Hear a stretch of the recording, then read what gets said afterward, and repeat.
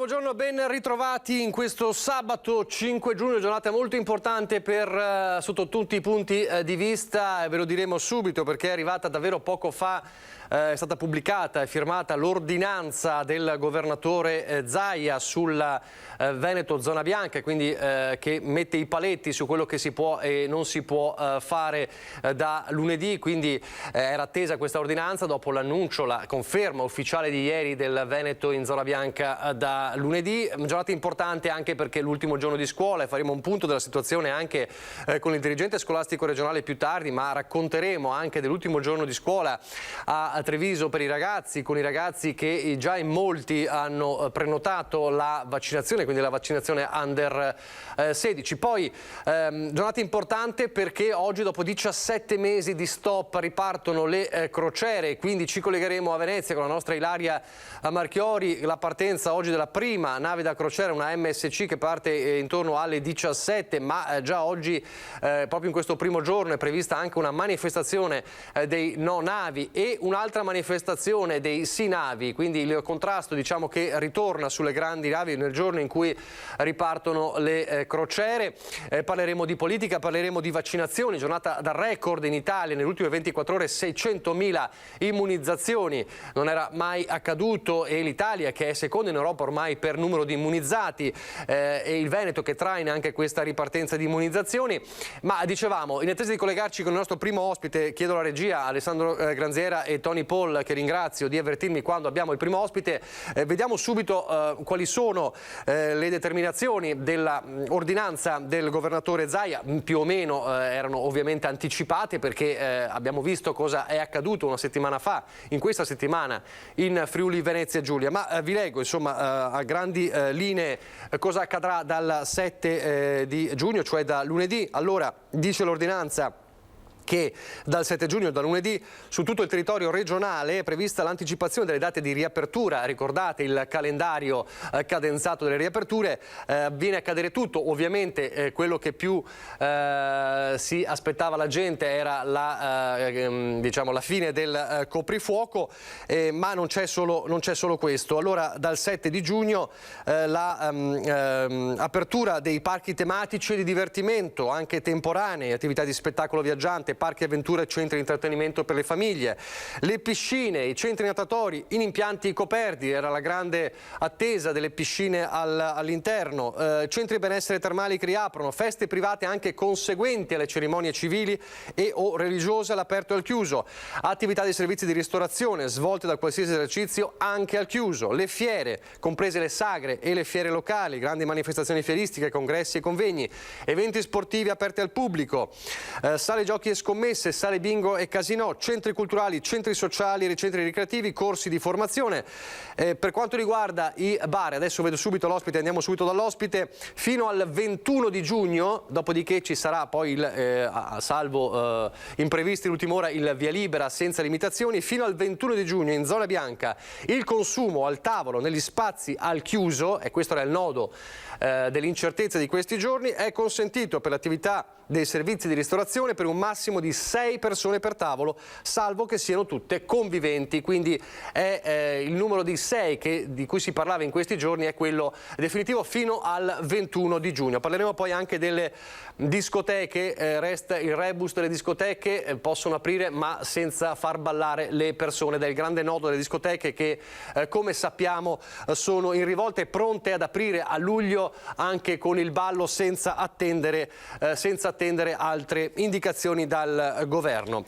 Ci sono indicazioni anche per gli impianti di risalita, ne parleremo tra pochissimo. C'è un corposo documento di linee guida della regione di cui poi parleremo per le riaperture. Di pari passo con questo, lo dicevamo prima, c'è la questione delle vaccinazioni. Vaccinazioni a spron battuto e il Veneto e il veneziano in particolare, l'ULSS 4 in particolare, dà primato perché è stata la prima ULSS a dare il via ieri pomeriggio, l'abbiamo raccontato nel nostro servizio, le vaccinazioni per gli operatori del turismo. Ieri pomeriggio l'apertura delle slot alle 16, già i primi immunizzati a Jesolo. Allora, per fare un po' il punto della situazione, siamo in collegamento con il direttore dell'ULSS 4, Mauro Filippi. Buongiorno. Sì, buongiorno, mi sentite? Sono in esterna anch'io. La vediamo, fa il nostro, fa l'inviato, eccolo. Allora, direttore generale dell'ULSS 4, abbiamo visto ieri, fra poco le vedremo, le immagini dei primi immunizzati. Il primo è stato un Bagnino, se non sbaglio, di Jesolo. Ieri erano i primi 40. Ci dà qualche aggiornamento delle ultime ore a Jesolo e poi vediamo quale sarà il programma poi anche delle altre località turistiche? Allora abbiamo aperto ieri 5.000 posti per prenotare e da lunedì partiamo ovviamente con numeri molto più sostenuti rispetto a quelli di ieri. Contiamo nella settimana prossima di fare appunto almeno i primi 5.000 e poi a seguire, man mano che apriremo agende, faremo anche gli altri operatori che si vorranno prenotare. Ecco, quindi Jesolo è stata la prima. Ci sono per le altre località, diciamo, c'è un programma di base per le altre località balneari che fanno capo all'ULSS 4 ovviamente? Allora abbiamo ieri vaccinato a Jesolo, ma abbiamo vaccinato operatori che provenivano da Cavallino, da Caorle e da Bibbione e ad ogni modo da lunedì apriremo anche dei centri di vaccinazione sulle altre località del litorale. Ricordo che Caorle è già aperto ormai da 20 giorni. Nei prossimi giorni apriremo Cavallino e Bibbione in modo tale che ogni località abbia un centro di vaccinazione e gli operatori non debbono spostarsi e possano agevolmente recarsi al centro per fare la vaccinazione. In quanto contate di chiudere questa partita molto importante per, ovviamente ci dovrà essere la risposta della gente, ma insomma da quello che potete vedere dalle vostre previsioni, in quanto contate di chiudere questa partita fondamentale per far ripartire il turismo? Beh, noi con i nostri centri di vaccinazione e con quelli che si stanno attivando possiamo arrivare tranquillamente a 4.000-4.500 vaccinazioni al giorno. Quindi se vi è disponibilità di vaccini nell'arco di un paio di settimane noi potremo anche chiudere. In un paio di settimane, quindi è molto importante anche riuscire ad avere questa prospettiva, perché chiudere così velocemente, se i ritmi sono questi, consente di poter pensare al lavoro estivo con maggiore tranquillità. Lei è direttore generale e quindi dovete fare anche spesso, come dire, fronte a sacche di resistenza. Per tutti gli operatori che magari sono incerti su questo, a lei cosa dice a queste persone?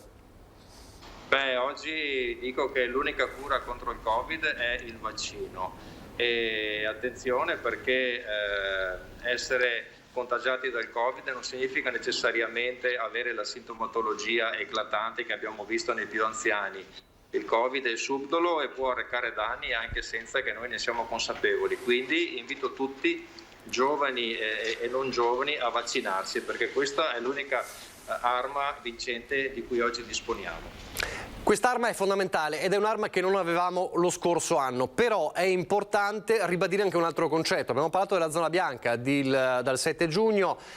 Si prevede quindi un'estate importante per il turismo, ma anche un'estate di grande partecipazione. Da direttore generale dell'ULSS 4 invece cosa sente di dire a chi verrà? Perché è vero che il vaccino è un'arma fondamentale, ma è anche vero che non bisogna incorrere negli errori della scorsa estate, di quel liberi tutti che poi abbiamo pagato evidentemente, non solo per quello, in autunno. È vero, non c'era il vaccino, ma resta un paletto fondamentale. Chiaro, non c'era il vaccino e oggi il vaccino fa un'enorme differenza.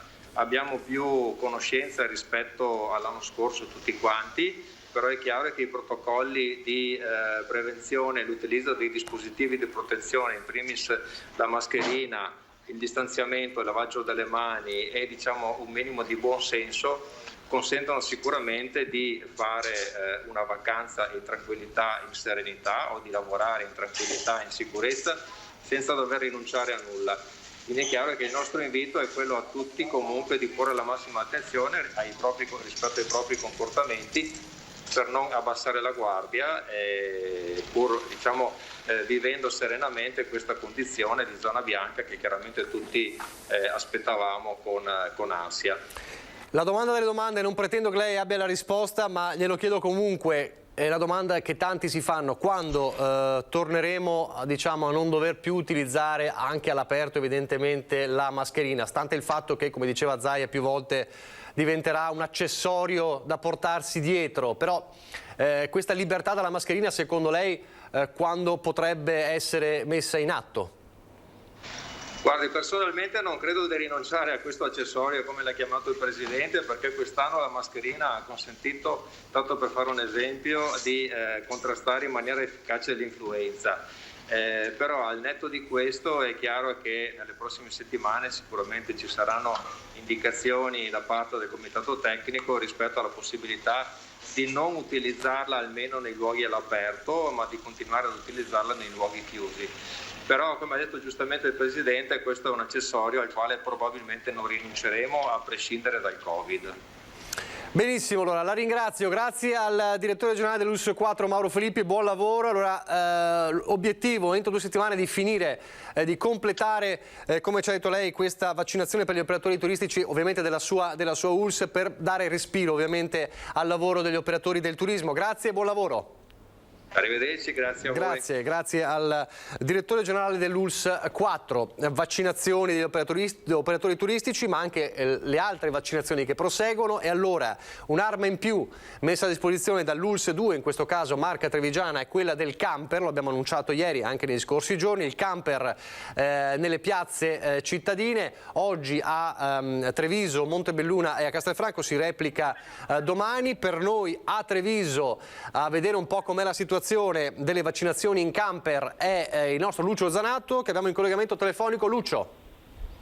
Buongiorno Nicola, buongiorno ai telespettatori di Antena 3, mi trovo in piazza Duomo a Treviso dove stanno smontando tutto, perché la cosa che va detta è che questa mattina presto, perché c'era già coda alle 7 del mattino di persone che si andavano a vaccinare, ecco adesso il camper si sposterà a Montebelluna e poi questa sera mi pare a Castelfranco, ma comunque adesso vi dico meglio. Intanto vi dico subito che c'è stata una bella presenza di persone che sono venute a vaccinarsi, devo dire anche tanti giovani, perché tanti giovani poi grazie a questo vaccino al passaporto vaccinale quindi possono muoversi, come dire, hanno la possibilità di potersi muovere, e devo dire che la concomitanza con la fine della scuola ha fatto sì che diversi giovani siano arrivati, addirittura abbiamo intervistato dei maturandi, poi ovviamente il servizio lo vedremo questa sera nel corso del telegiornale. Un bel successo, devo dire, questa opera di vaccinazione organizzata bene dalla Protezione Civile, una Protezione Civile che ha creato i gazebo che adesso stanno smontando, perché ripeto, tutto questo adesso viene replicato a Montebelluna ed è tra l'altro nel cuore della città, quindi anche un'esperienza molto importante per quanto riguarda proprio on the road. Tanto è vero che adesso sto cercando di avvicinare il direttore Benazzi perché a breve ha una conferenza stampa di presentazione, e allora lo fermo un secondo. Direttore Benazzi, buongiorno, siamo diretti con Antena 3. Allora, abbiamo finito l'analisi, come è andata oggi? È andata bene, 250 persone nel giro di 4 ore, quindi è andata benissimo. Ringrazio tutti i collaboratori e adesso c'è la piazza di Montebelluna, speriamo ci sia la stessa affluenza di Treviso. Ricordiamo gli orari perché state appuntando che magari 13:30 fino alle 19 questa sera a Montebelluna.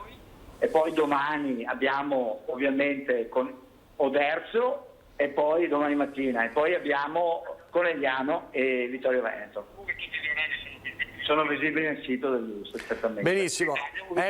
Ricordiamo che è monodose Johnson & Johnson, è vero? È la monodose quella che viene inoculata in questi, certo. in questi camper.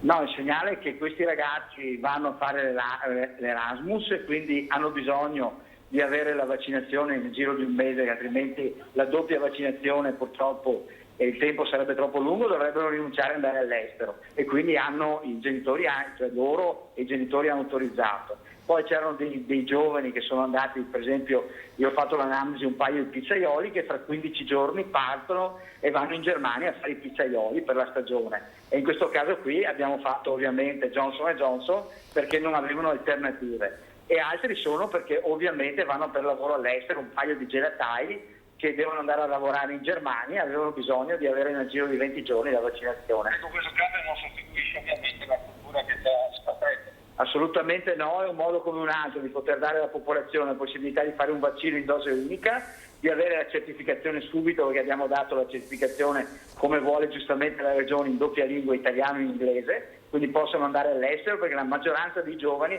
vuole andare all'estero per lavoro, per Erasmus, per altre cose, per cui questa è stata una grande opportunità.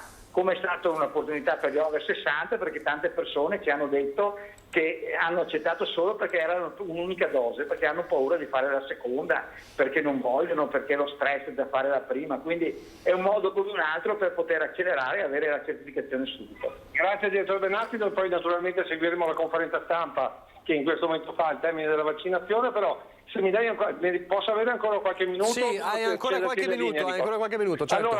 Allora io vado vicino a una gentile signora che voi non potete vedere perché siamo in telefonina, però gentile signora che da questa mattina alle 7 ha fatto da promotere, è vero che questa mattina? Ecco, Lucio.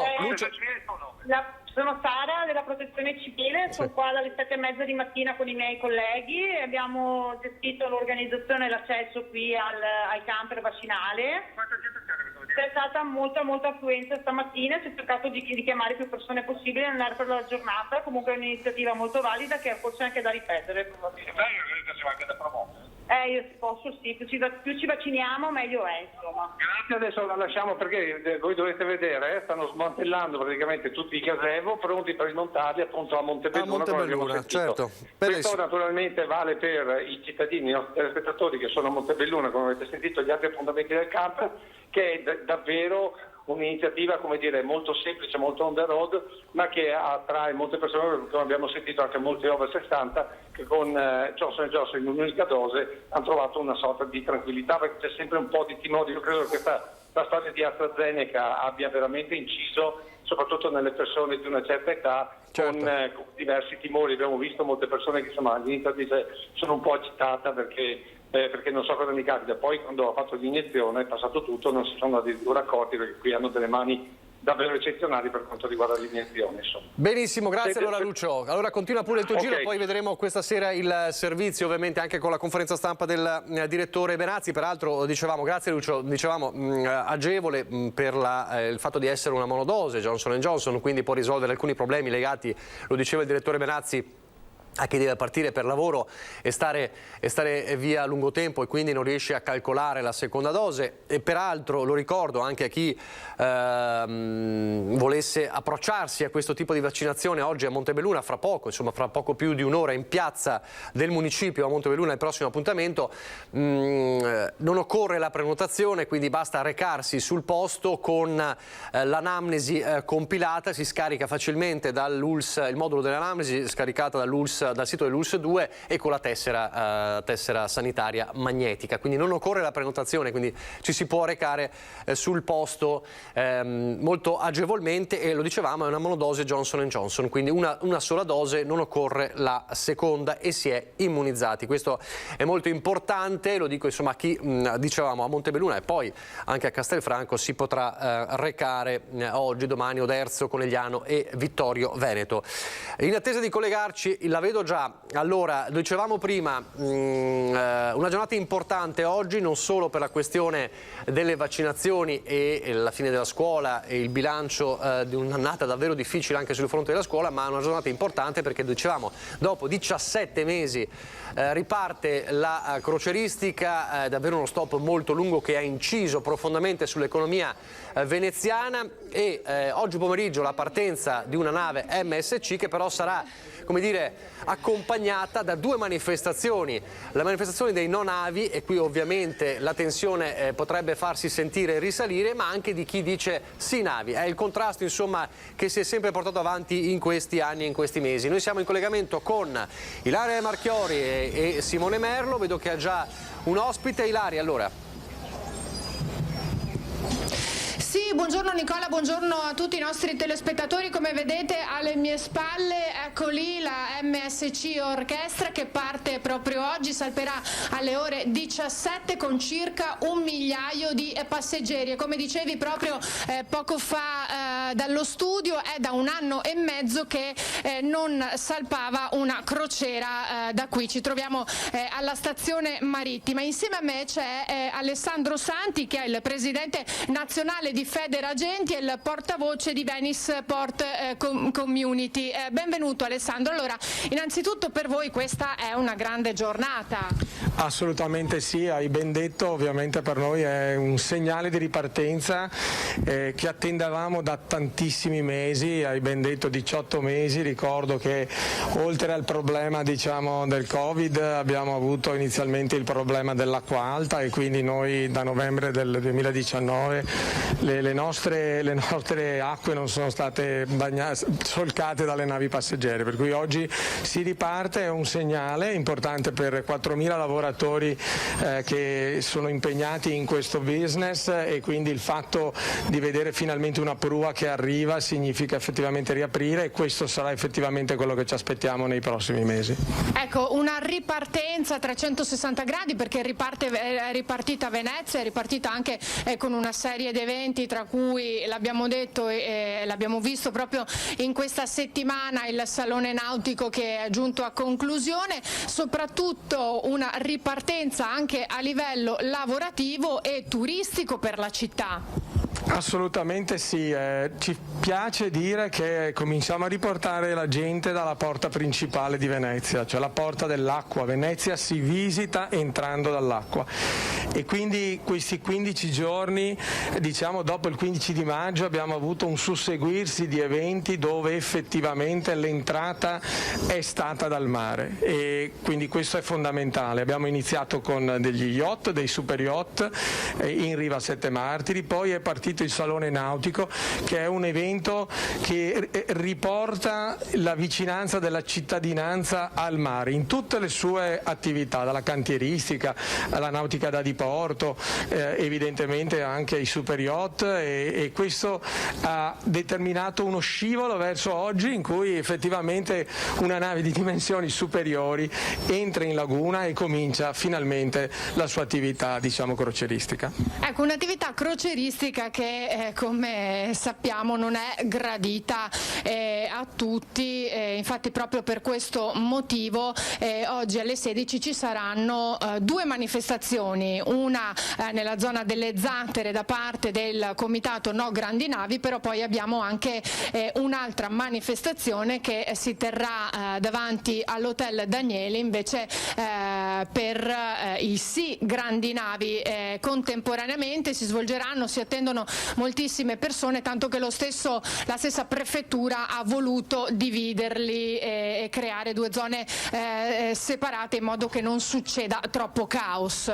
Ma devo correggerti, la nostra non è quella dei sì, non è una manifestazione, la nostra, l'abbiamo sempre detto, è una festa e ci vogliamo distinguere chiaramente in questo senso, quindi noi non protestiamo, noi stiamo semplicemente dicendo stiamo facendo qualcosa per la città, per l'economia di questo mondo, per 4.000 lavoratori, per imprenditori che hanno investito in questa città e continuano a credere in questa città, con un turismo assolutamente sostenibile e lo vedete, i turisti che si imbarcano oggi sono super controllati da un punto di vista sanitario, passano controlli pre-imbarco, in fase di imbarco, durante la navigazione e quando arriveranno di ritorno a Venezia, quindi abbiamo una bolla di sicurezza dal punto di vista sanitario, abbiamo un controllo dei flussi perché potete vedere non ci si accorge neanche che stanno arrivando a Venezia questi passeggeri, stanno transitando, arrivano sul ponte, arrivano con i bus o con le barche se sono ospitati a Venezia e sono controllati, montano a bordo della nave e visitano poi altre destinazioni e ritornano sulla perla dell'Adriatico, quindi devo dire è un turismo assolutamente sostenibile in questo momento della ripartenza vista, e questo è un fattore che va assolutamente enfatizzato, e devo dire che in questo senso spero e ne sono convinto che le posizioni di contrasto che abbiamo con i no grandi navi sono posizioni che non hanno una base scientifica e valida. Ecco, questo è l'unico punto che continuiamo a ribadire. Però ribadisco, noi non siamo in contrapposizione, noi semplicemente vogliamo continuare a fare quello che Venezia ha sempre fatto negli anni e nei secoli, devo dire, e cercare di farlo bene con rispetto della cittadinanza, dell'ambiente e ovviamente anche dell'economia.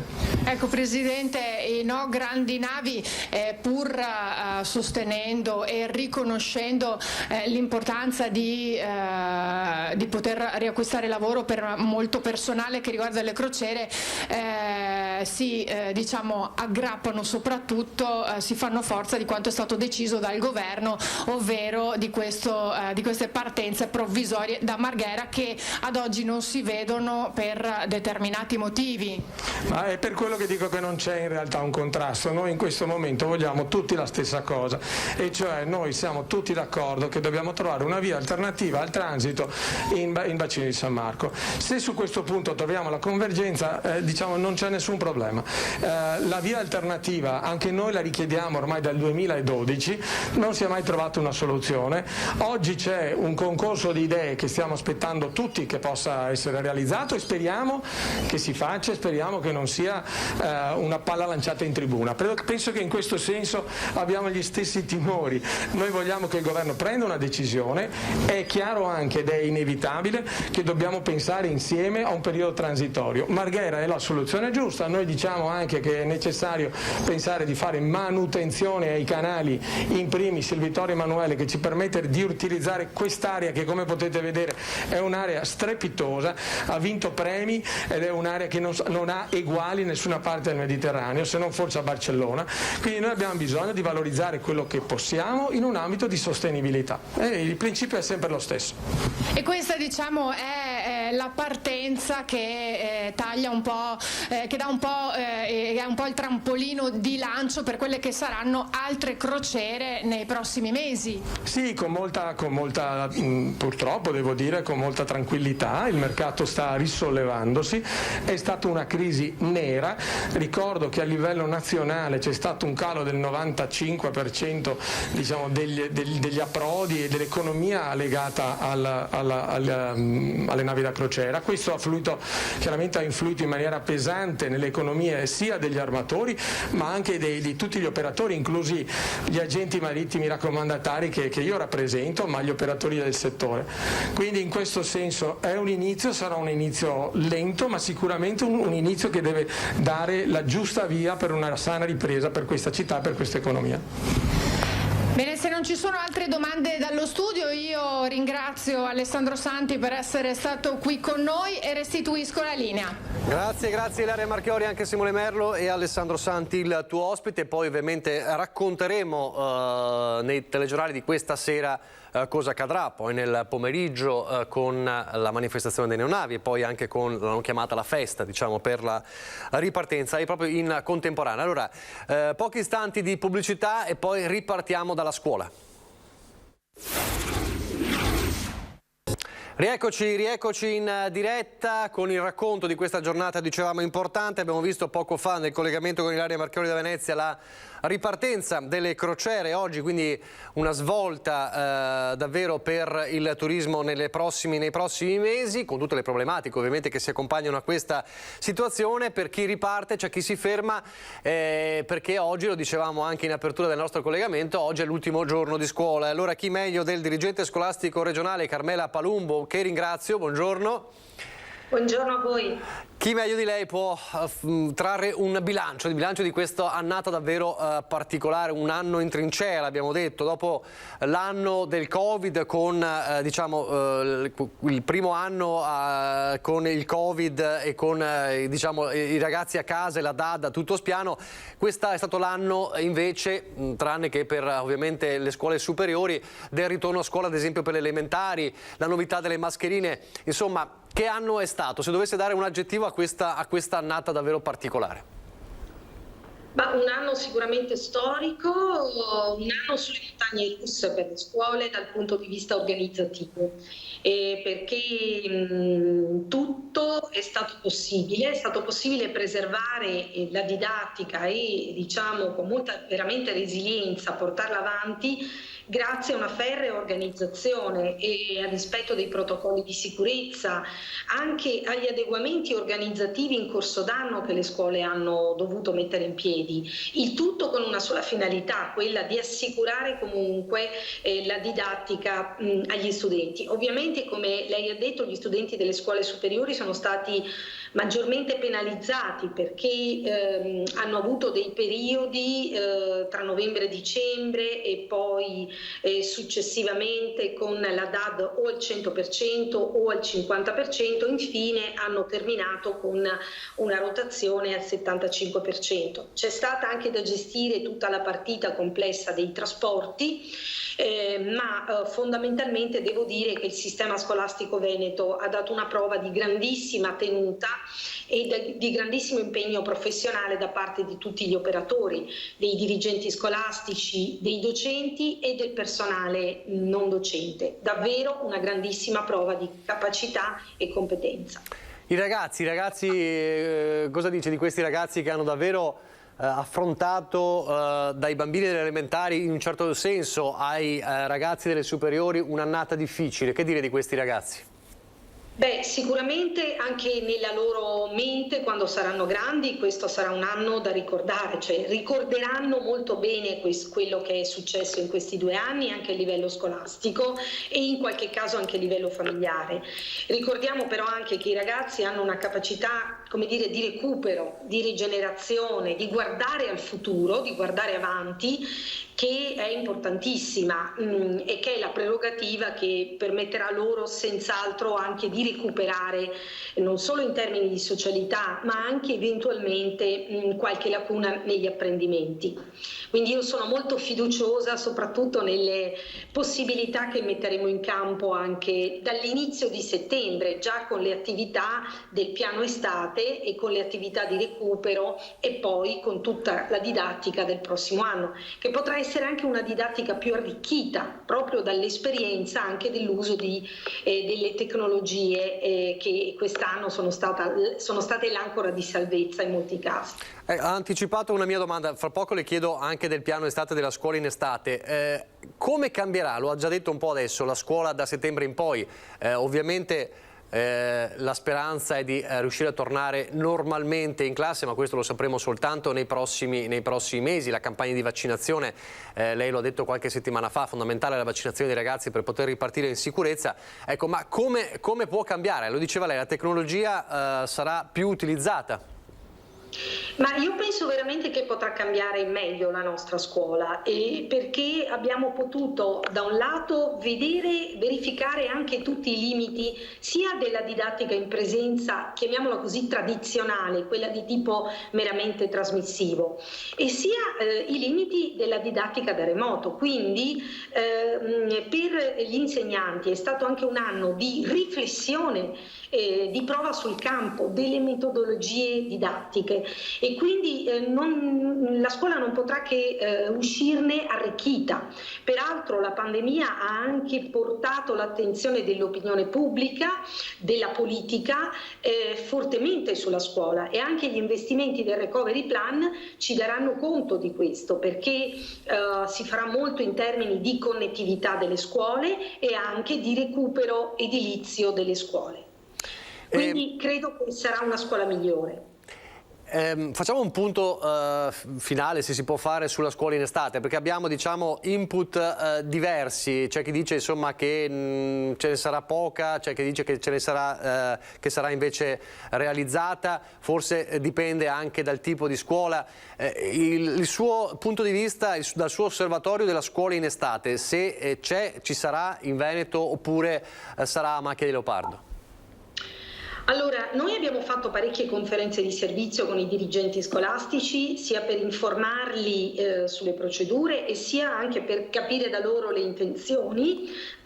La verità è che saranno molto più attive probabilmente le scuole del primo ciclo nelle attività, chiamiamole, di recupero della socialità e di extrascolastico, tutto quell'extra scuola che è mancato ai ragazzi. Le scuole superiori si stanno concentrando senz'altro di più su settembre, quindi per partire già negli ultimi giorni di agosto, nei primi di settembre, per rinforzare in particolare gli apprendimenti degli studenti e per come dire, partire un po' anticipatamente rispetto alla data di inizio vero e proprio delle lezioni. Questa è la tendenza di massima. Comunque c'è una grande attenzione delle nostre scuole verso quell'area che possiamo chiamare dell'insuccesso scolastico, che va, diciamo, dai debiti diffusi negli studenti fino alle possibili bocciature, e quindi settembre sarà un momento per raccordare le attività delle scuole a queste necessità di recupero. Lo diceva lei, lo ha detto, fondamentale è la vaccinazione dei ragazzi, insomma degli under 16. L'obiettivo è quello di riuscire ad avere un'immunizzazione completa dei ragazzi per la partenza della scuola? Assolutamente sì, già diciamo la liberalizzazione della possibilità di vaccinare dai dodicenni in su è una notizia importantissima. Io sono ovviamente in collegamento, in contatto con la Regione del Veneto, ma insomma ovviamente è chiaro che il nostro auspicio, ma credo di tutti, sia quello di utilizzare anche questa ultima parte, diciamo così, di agosto e i primi 15 giorni di settembre per fare a sprombattuto anche la vaccinazione di tutta questa popolazione scolastica, che assieme alla vaccinazione ormai completata, in fase di completamento del personale docente, e ci assicurerà sostanzialmente un anno immagino più tranquillo, ecco. Per quanto riguarda invece quello che potrà succedere insomma da settembre in poi per ad esempio le scuole del primo ciclo, parlo nelle elementari, cosa potrebbe succedere da settembre in poi? È verosimile che si torni comunque a scuola con le mascherine? Poi ovviamente dipenderà anche da quello che accadrà nei prossimi mesi, da quello che deciderà il governo, ma lei come lo vede quel settore? Guardi, il CTS nazionale deve pronunciarsi proprio su queste tematiche verso metà luglio, quindi capiremo se diciamo, dovremo confermare i protocolli di sicurezza che le scuole finora hanno adottato, che comprendono anche l'uso della mascherina, o se invece ci potrà essere un qualche allentamento in relazione all'uso della mascherina. Quindi è veramente presto dirlo e diciamo non è una materia sulla quale possiamo fare in autonomia, certo, ma dobbiamo appunto attenerci alle indicazioni che ci verranno date. Ovviamente noi accompagneremo come ufficio scolastico le scuole anche negli eventuali adeguamenti e adattamenti dei protocolli di sicurezza che attualmente sono vigenti. Parliamo adesso invece della maturità, che ovviamente finisce la scuola, ma come sempre, come ogni anno, e qui il Covid c'entra poco, finisce la scuola, ma non per tutti, per chi deve affrontare la maturità. Ricordiamo che maturità sarà quella di quest'anno?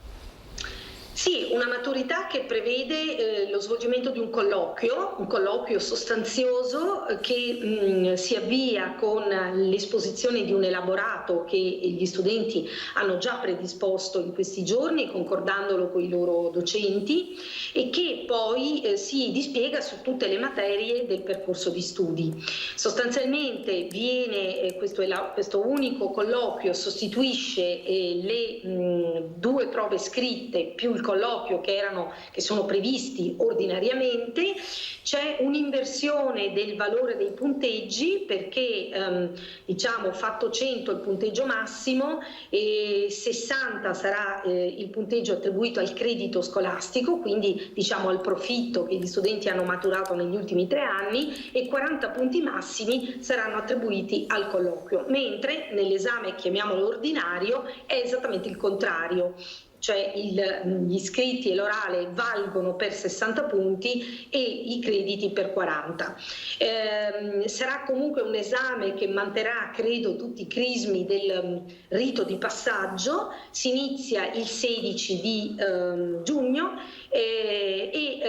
ovviamente neanche qui nel rispetto di tutte le misure di sicurezza, perché i ragazzi sosterranno questo esame scaglionati, quindi non entreranno tutti assieme ma uno per volta, rispettando il distanziamento di 2 metri da ogni membro della commissione, con l'uso di mascherina chirurgica, gel, e poi areazione dei locali e quant'altro. Quindi una maturità comunque importante, anche perché ha questo portato, diciamo così, di questo anno trascorso in questo modo così difficile. Allora le faccio l'ultima domanda e poi la ringrazio del tempo che ci ha concesso. Qual è stato il momento peggiore di questo anno che ha vissuto, insomma, da dirigente scolastico, e quello invece più bello, se ce n'è stato uno? Allora, forse quello peggiore è stato proprio il momento in cui il Veneto, diciamo, ha registrato nella seconda ondata i contagi sono schizzati molto in alto, e quindi abbiamo dovuto sostanzialmente per il secondo ciclo collocare in DAD, in accordo con la regione, ovviamente tutti gli studenti delle superiori.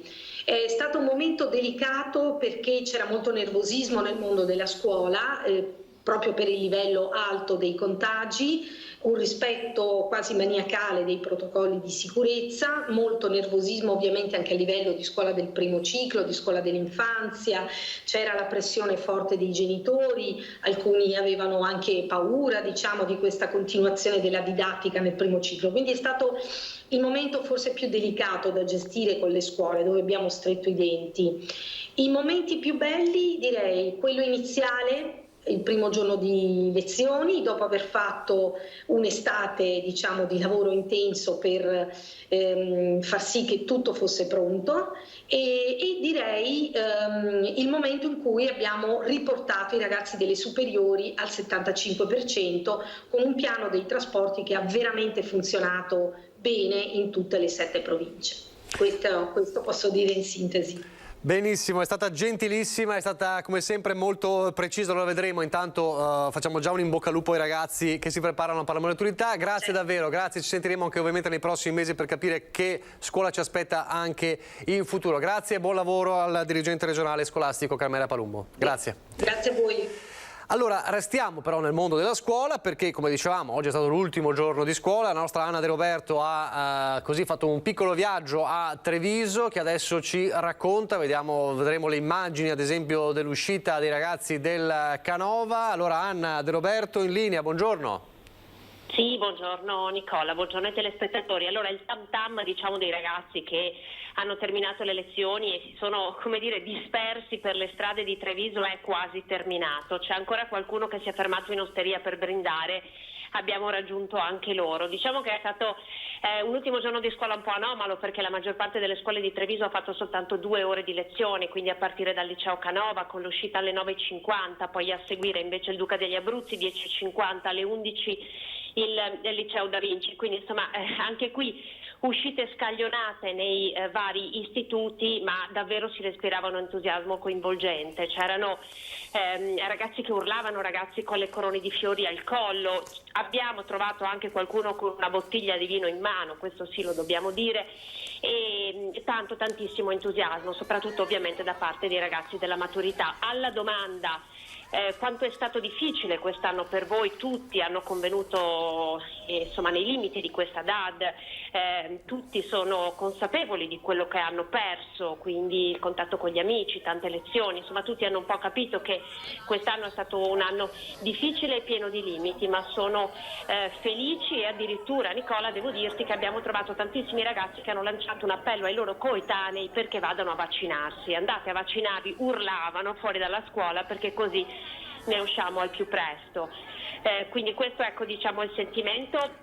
Da notare che c'è stata talmente tanta confusione che al liceo Canova, liceo classico Canova di Treviso, ad un certo punto è arrivata la polizia, perché si suonava il clacson, macchine in doppia fila, insomma ragazzi senza mascherina, onestamente ho visto parecchi assembramenti, per cui la polizia è arrivata, non ha fatto multe, però ha gestito la situazione perché c'era abbastanza confusione, ecco.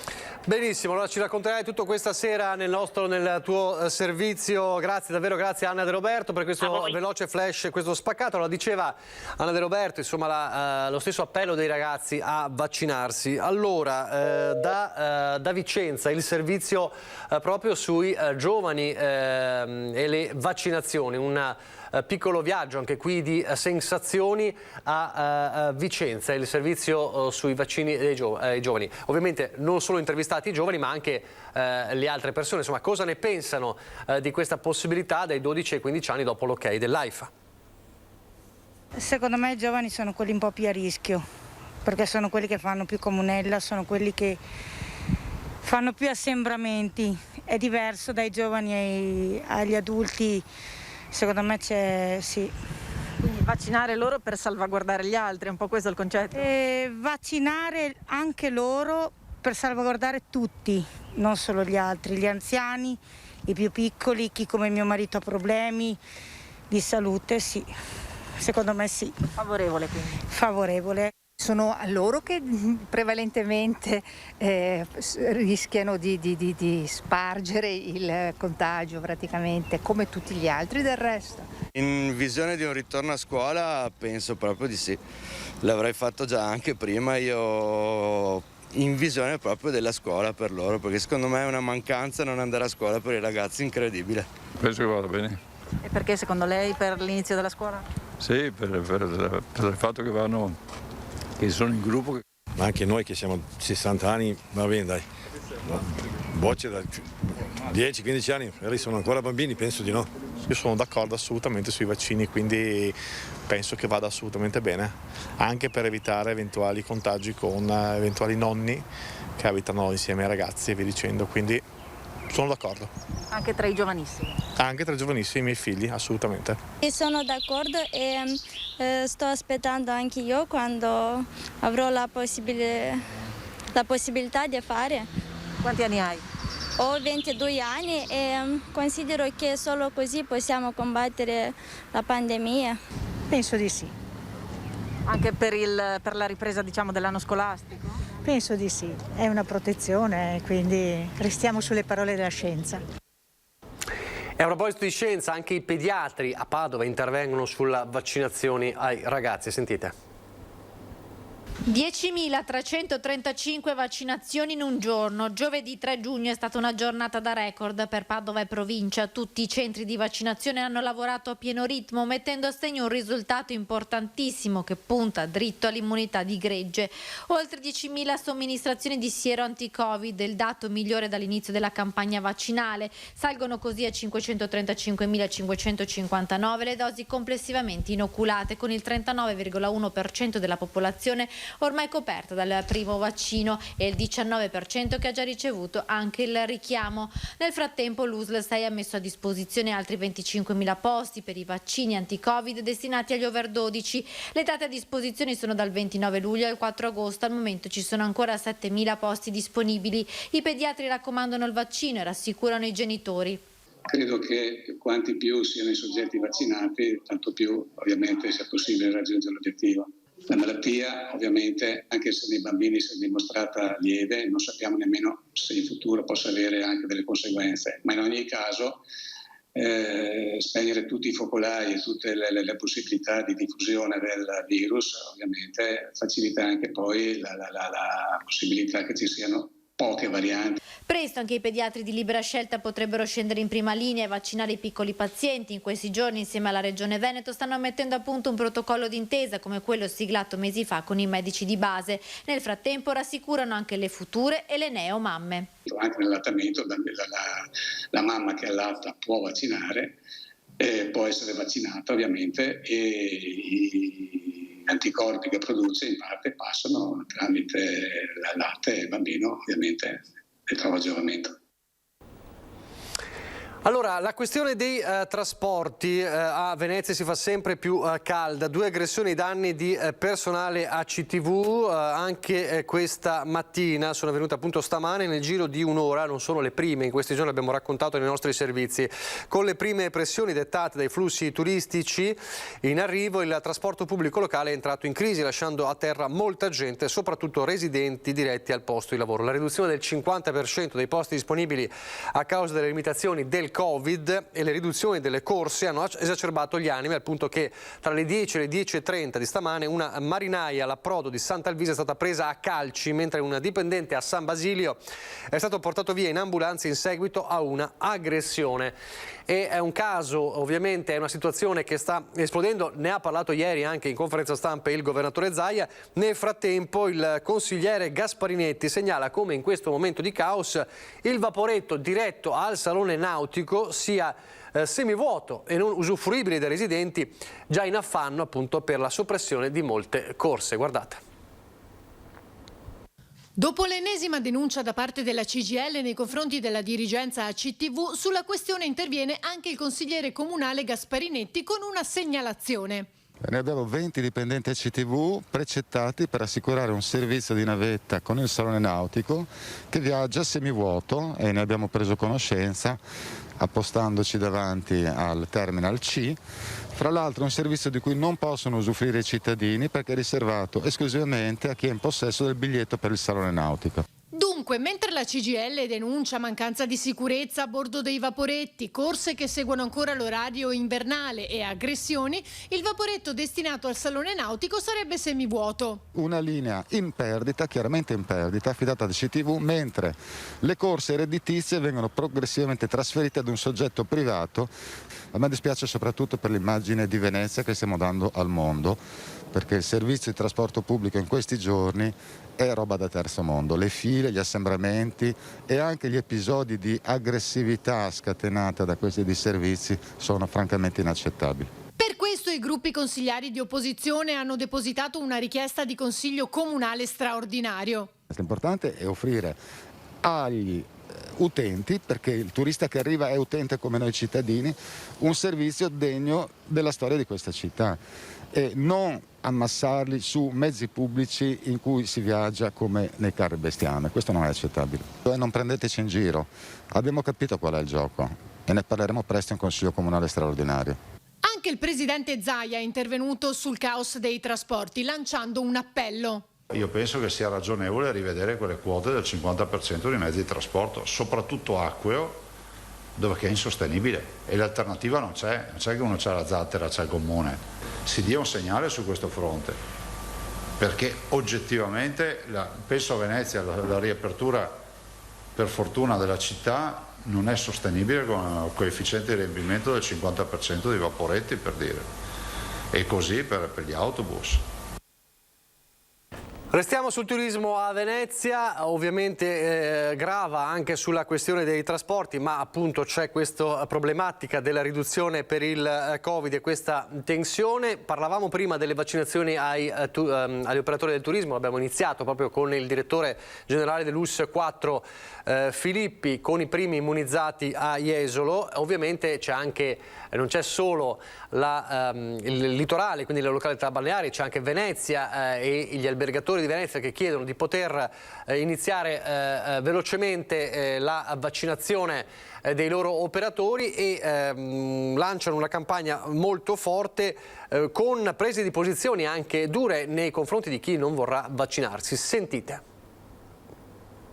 Trovare un modello condiviso di organizzazione del lavoro ed eventualmente anche di fare delle scelte forti come quella di dire non ti vuoi vaccinare, forse è il caso che fin tanto che non finisce questa emergenza per un periodo di tempo che non possiamo definire oggi magari stai a casa e verrai sostituito da un altro collaboratore. Non escludere misure forti, il vice direttore dell'Associazione Veneziana Albergatori Daniele Minotto, verso i lavoratori negli alberghi e strutture ricettive della città che pur avendone i requisiti preferiscono non vaccinarsi.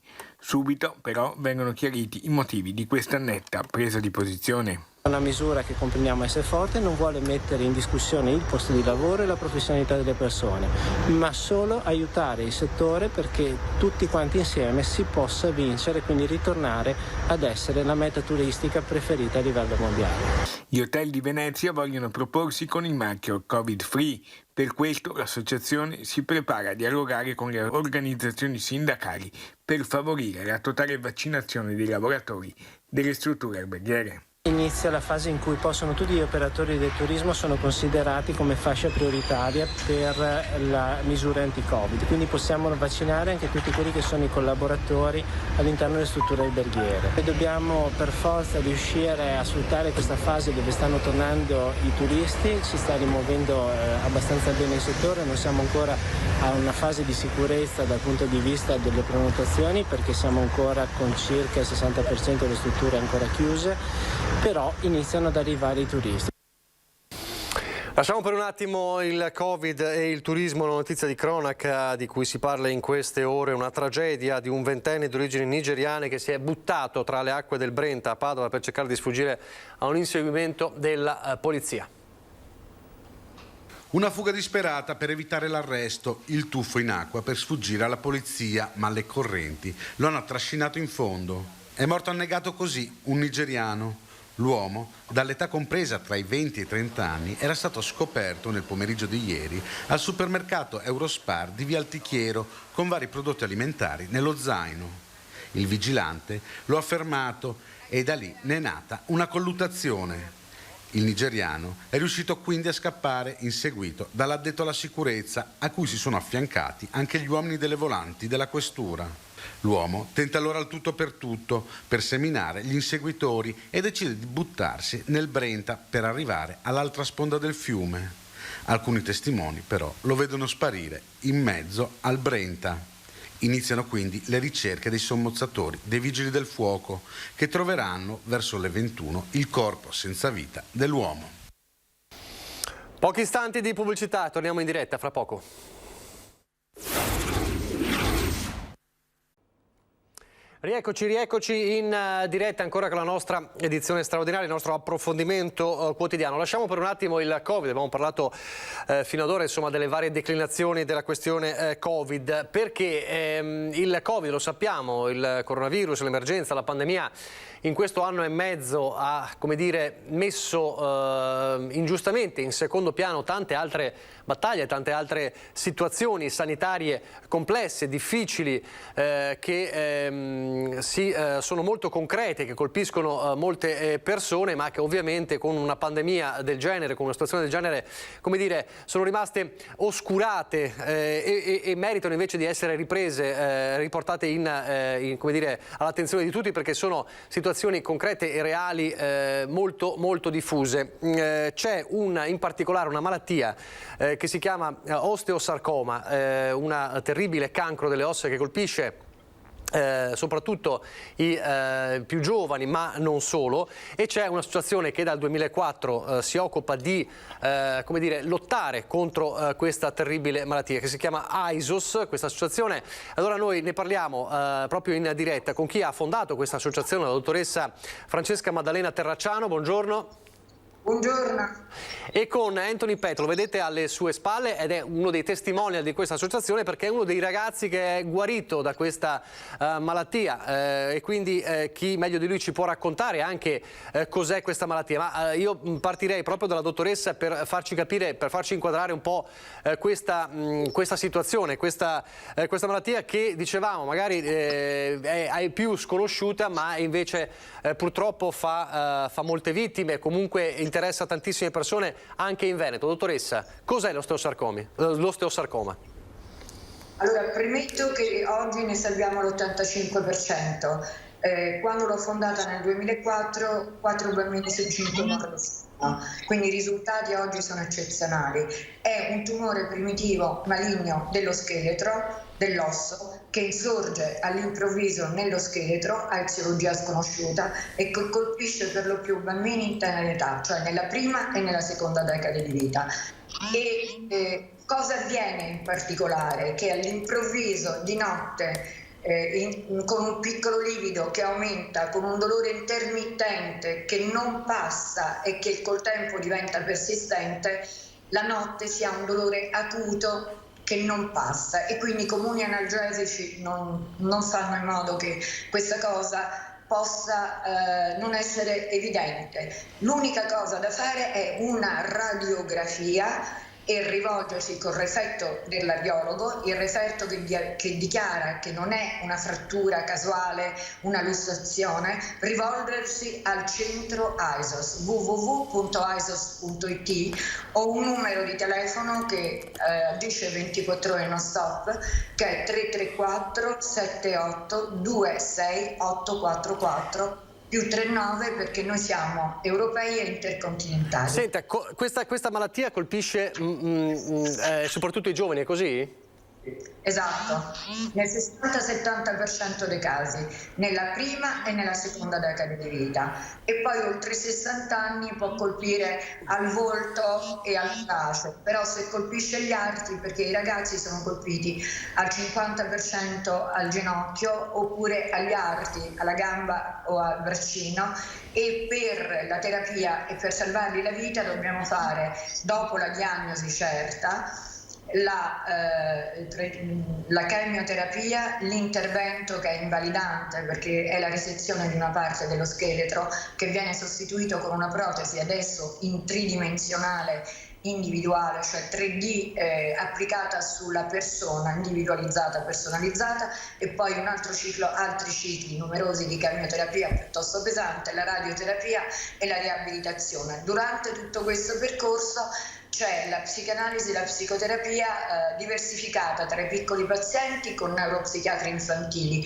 che danno anche la diagnosi ai bambini vicino al clinico, vicino a tutta l'equipe multidisciplinare, e che li seguono prima, durante e dopo l'intervento. Altrettanto vengono seguite le famiglie. La particolarità di questo periodo di 24 mesi di cura è che i bambini non smettono mai di essere inseriti nella loro vita reale a secondo della fascia d'età, ma agiscono quelli che sono a livello scolare in DAD, studiano e rimangono aggiornati, oppure con la pet therapy, perché ognuno ha un cucciolo che viene a trovare a volte in ospedale, perché il periodo di cura è intervallato da momenti in cui vanno a casa e momenti in cui stanno in ospedale. Durante la chemio stanno in ospedale, poi vanno a casa, poi tornano per l'altro ciclo di chemio, poi c'è il periodo dell'intervento in cui rimangono in ospedale, poi tornano a casa e poi c'è l'altro ciclo di chemio, è intervallato. Durante tutto questo periodo sono seguiti sia in ospedale sia a casa e non vengono mai lasciati soli. Senta, vi faccio parlare anche con Anthony. Volevo chiedergli, Anthony, tu sei uno di questi ragazzi, credo uno dei primi, insomma, che sono riusciti a uscire da questa situazione. Che periodo è stato? Quanti anni avevi? Allora, io ero un giovane adolescente, non sono stato uno dei primi perché in realtà l'osteosarcoma esiste già da tanto tempo. Sono stato però uno dei primi pazienti quando è stata fondata l'AISOS 17 anni fa, a seguire questa battaglia non da solo ma con tutti quanti. Devo precisare questa cosa perché la particolarità dell'AISOS è che oltre ad accoglierti con grande amore, insieme passo dopo passo, io venivo non soltanto informato ma seguivo ogni terapia e ogni intervento che dovevo andare ad affrontare con i medici. La battaglia era comune, non era singola. Ma era volevo chiederti, era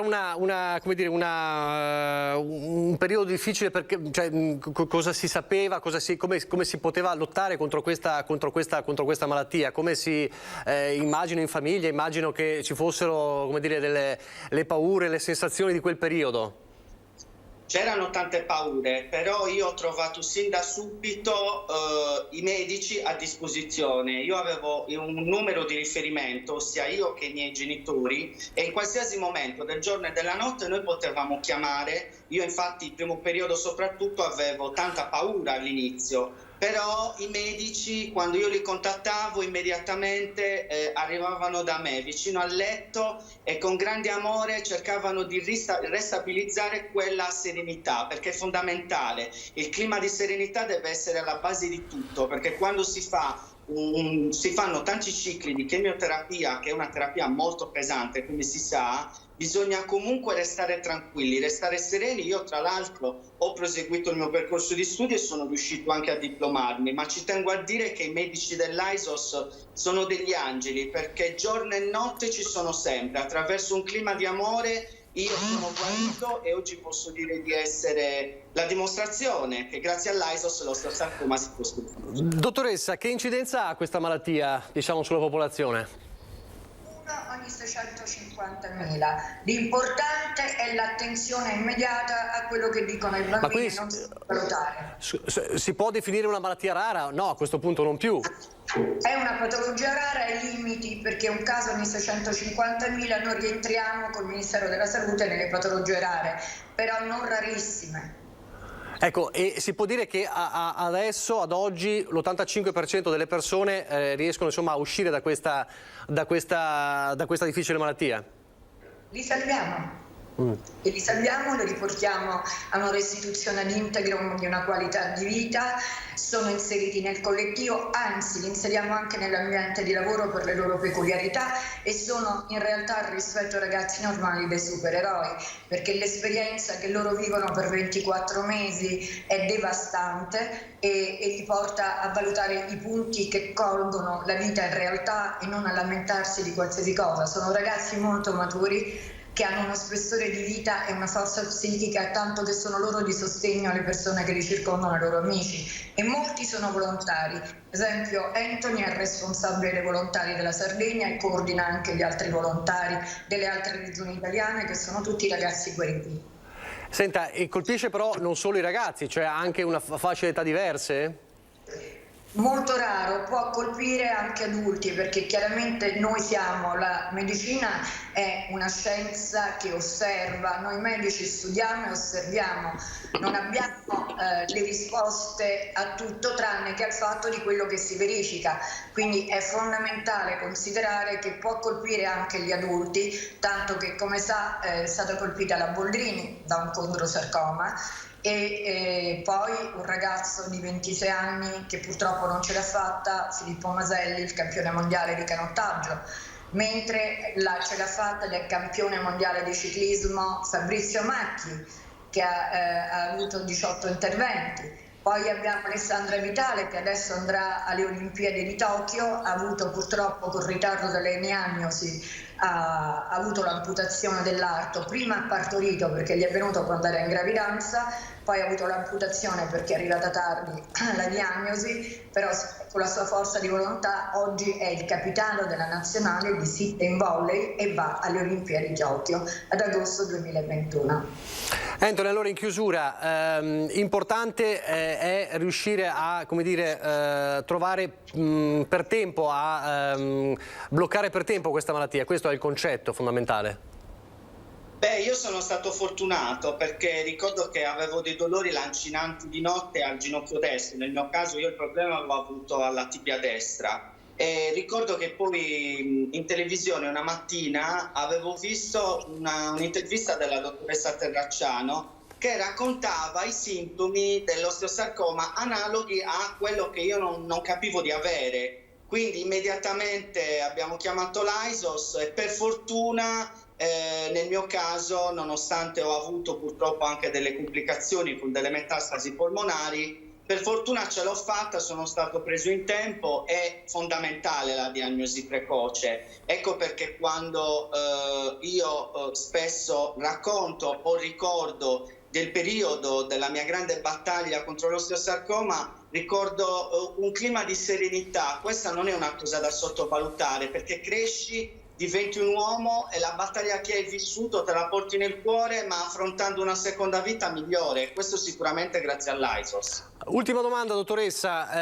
Allora, ovviamente chi pensasse, insomma, di avere questo problema può andare a consultare il sito di AISOS, www.aisos.it, se non ricordo male.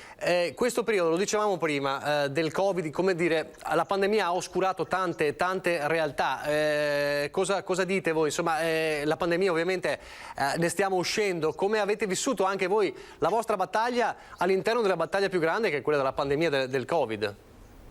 Noi siamo medici tutti strutturati all'interno di nosocomi ed è una rete di medici volontari che danno, dopo il loro orario di lavoro, la disponibilità totale per molte ore verso i bambini colpiti da questa patologia. E il Covid non ci ha creato minimamente nessuna influenza, perché abbiamo continuato, perseverato, è stato solo più difficile organizzarci, perché noi che siamo abituati a questa patologia devastante, ovviamente per noi il Covid non aveva un'influenza così fondamentale e centralizzata come l'è stata per il collettivo. Benissimo, io ringrazio allora la dottoressa Francesca Maddalena Terracciano e ringrazio anche Anthony Petti, ci hanno raccontato questo spaccato che in tanti non conoscono e va ovviamente conosciuto. www.isos.it per vedere ovviamente tutte le novità di questa associazione, anche perché appunto ci si può rivolgere se questo problema esiste, per poter curare questa patologia che, lo dicevamo, è terribile, ma se ne può uscire. Grazie davvero ai nostri ospiti.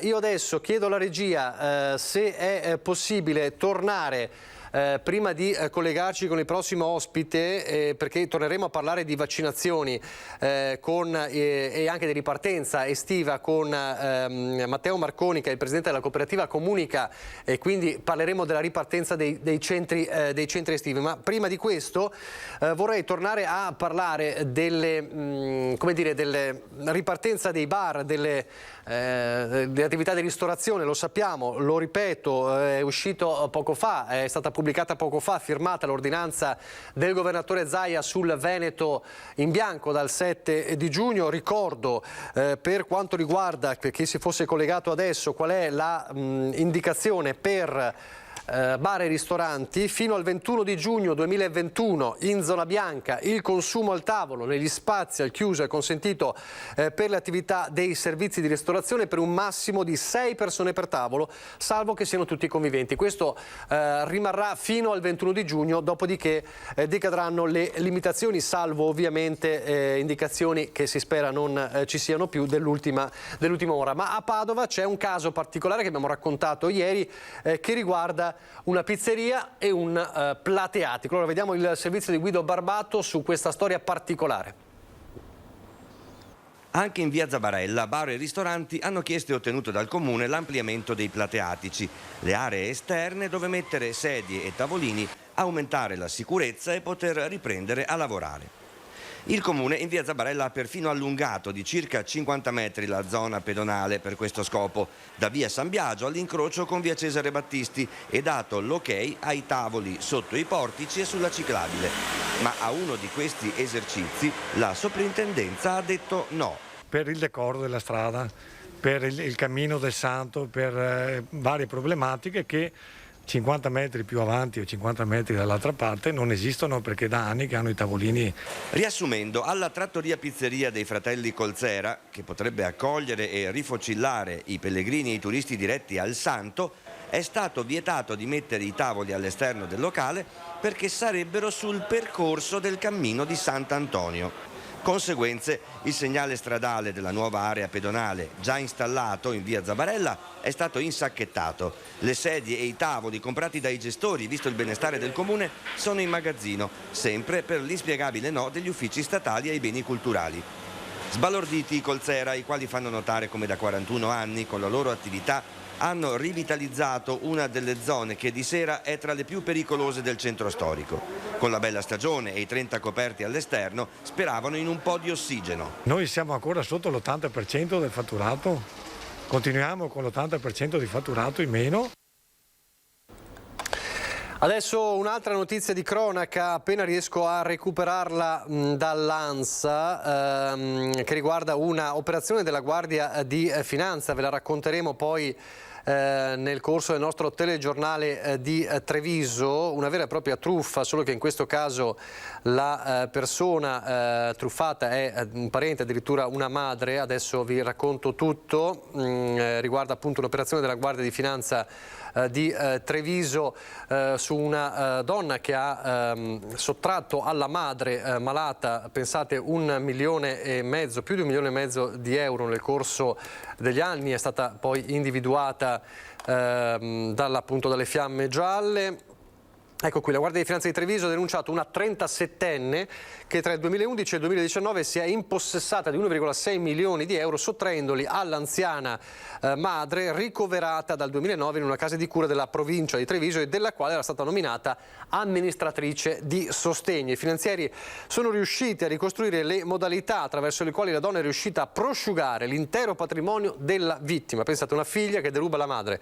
Ripetuti bonifici in proprio favore, prelevamenti bancomat non giustificati, spese per viaggi, alberghi, abbigliamento, profumerie, ristoranti, investimenti in titoli, oltre a numerose operazioni finanziarie compiute su conti correnti accesi anche all'estero, finalizzate a far perdere le tracce del patrimonio sottratto alla madre, in cui era confluito tra l'altro un risarcimento assicurativo di oltre 1,3 milioni di euro. Ecco spiegato anche l'ammontare così importante di questi soldi. C'era un risarcimento assicurativo di più di 1 milione di euro, anche questo è stato sottratto alla madre dalla figlia 37enne. A fare avviare l'indagine è stato il nuovo amministratore di sostegno dell'anziana, nominato nell'ottobre del 2019 dopo che il giudice tutelare del Tribunale di Treviso aveva rilevato delle anomalie nell'amministrazione, tra cui l'omessa presentazione delle relazioni periodiche sullo stato di salute dell'assistita. Da qui è partita l'indagine della Guardia di Finanza che ha portato a denunciare questa 37enne. Ve lo racconteremo nel nostro telegiornale di Treviso questa sera. Poi la cronaca di Treviso in questi giorni ha purtroppo raccontato anche di un'altra situazione familiare, in questo caso davvero tragica, l'omicidio-suicidio di Spresiano. La prossima settimana, tra lunedì e martedì, verrà effettuata l'autopsia sui corpi della nuora cinquantenne e del suocero ottantenne che ha ucciso la donna con un colpo di fucile e poi si è tolto la vita. Nel frattempo la comunità di Spresiano resta ovviamente sotto shock. A parlare ai nostri microfoni il sindaco di Spresiano. Ho il cuore a pezzi e la mia comunità è sicuramente provata, ma è anche giusto che si sappia che quando servono le istituzioni ci sono, il comune c'è e è chiaro che non abbiamo la bacchetta magica, ma ci siamo e tutto quello che dobbiamo fare lo facciamo, lo faremo. Rompe a fatica il silenzio delle ore immediatamente successive alla tragedia. Il sindaco di Spresiano, Marco Della Pietra, lo fa per dire che le istituzioni ci sono, che nessuno verrà lasciato solo, a cominciare dalla figlia di Bruna. Io credo che in certi momenti le istituzioni debbano farsi carico non tanto dei commenti a caldo, ma piuttosto del dopo. La rete sociale, conferma il primo cittadino, si è già attivata, a cominciare dal mondo della scuola. Ringrazio anche l'istituto scolastico che si è già attivato anch'esso già nella mattinata di ieri e quindi ringrazio la dirigente scolastica che ha contattato il comune e assieme ai servizi sociali adesso si sta facendo un progetto, ecco, per riuscire a stare vicino e ad aiutare. Lo stesso sindaco accoglie la disponibilità del direttore generale dell'US 2, Francesco Benazzi, per un supporto psicologico. Questa è una cosa che sicuramente verrà apprezzata e adesso, è apprezzata e adesso bisognerà appunto tra tutti gli attori in campo, noi, scuola e anche azienda, trovare la maniera migliore per non lasciare solo nessuno. Restiamo nella Marca, restiamo nella cronaca. Vi abbiamo raccontato ieri dell'ennesima purtroppo tragedia sul lavoro, è accaduta nel Bergamasco, ma a morire è stato un autotrasportatore 59enne di Carbonera. È accaduto proprio nel giorno in cui a Montebelluna lo Spisal è tornato al cantiere dove è morto un mese fa, poco più di un mese fa, Mattia Battistetti. Una tragedia che continua a segnare la Marca trevigiana. Erano lì nei pressi del cantiere come ogni giorno da quel fatto i familiari di Mattia, compresa la mamma. Ogni giorno, soprattutto per mio marito che oggi lui lavora in ospedale e non può essere qua. Noi ogni giorno veniamo, che abbiamo paura che qualcuno ci imbrogli e quindi dobbiamo essere presenti qua ogni giorno. Le lacrime scendono ormai ininterrottamente da oltre un mese. Non possono fermarsi perché quel vuoto che ha lasciato Mattia niente e nessuno potrà colmarlo. La forza di mamma Monica e papà Giuseppe sono quella di sapere che prima o poi chi ha sbagliato pagherà. Siamo aggrappati io e anche mio marito a questo, no? Non possiamo fare altro. Mattia Battistetti è morto mentre stava lavorando, travolto dal carico di una gru, e questa mattina sono arrivati ancora una volta i tecnici dello Spisal per effettuare ulteriori accertamenti, ma non sono riusciti a raggiungere la cima della gru. Dovranno ritornare perché non sono riusciti a fare quello che dovevano fare, dopo non so né quando né cosa, non so niente. Sono saliti a 10 gli indagati per questa tragedia. Intanto è arrivata ufficiale la notizia che Mattia rivivrà in altre persone grazie alla sua generosità. Sono state donate le cornee e una cornea è andata in Portogallo e un ragazzo della Puglia. Sono stati donati tessuti ossei e sono andati a Agordo, a Ortisei, alla Tisana e Rovereto. Tessuti vascolari a Verona e a Legnago. È solo una piccola parte perché tutto quello che è stato esaminato di Mattia è a posto, quindi può aiutare. Adesso è nella banca degli organi e può aiutare ancora, ecco. Pochi istanti di pubblicità e poi torneremo a parlare di centri estivi.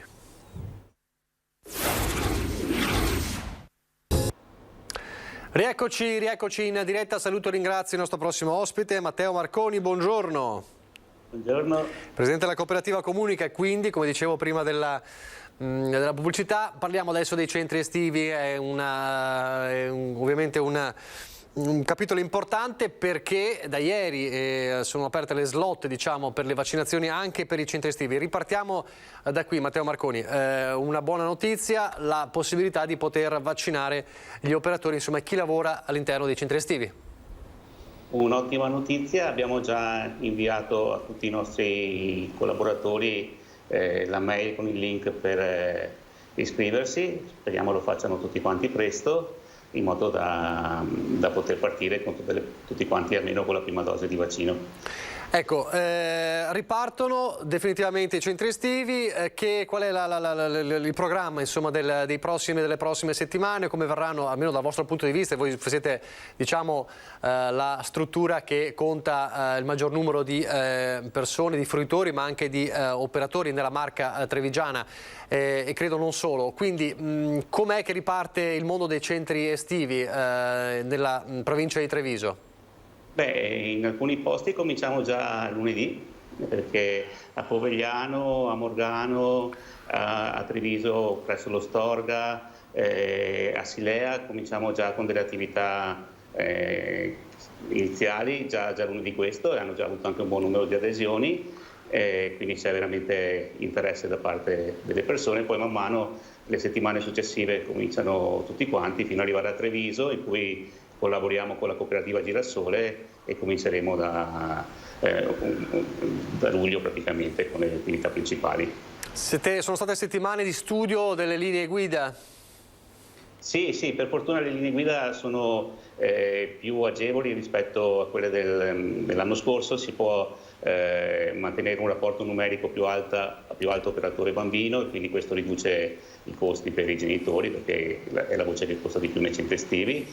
C'è da fare un buon controllo di ingresso ed uscita, c'è da mantenere le bolle autonome tra i gruppi in modo che non ci siano contatti tra diversi gruppi al fine di garantire la tracciabilità di eventuali contagi. Quindi ricordiamo, resta diciamo, il concetto delle bolle. Resta il concetto delle bolle, però i bambini all'interno di una bolla possono essere molti di più. L'anno scorso avevamo bolle molto piccole, da 5 o da 7 o da 10 nel caso delle medie, quest'anno possiamo arrivare tranquillamente a 12-15, anche di più in realtà. 12-15 è un limite che ci siamo messi noi rispetto alla nostra cooperativa. Le linee guida non stabiliscono un numero preciso, dicono solo di controllare quali sono gli spazi a disposizione, gli ambienti eccetera. Quindi noi abbiamo deciso che 12 per i più piccolini e 15 per gli altri sia un buon numero, insomma.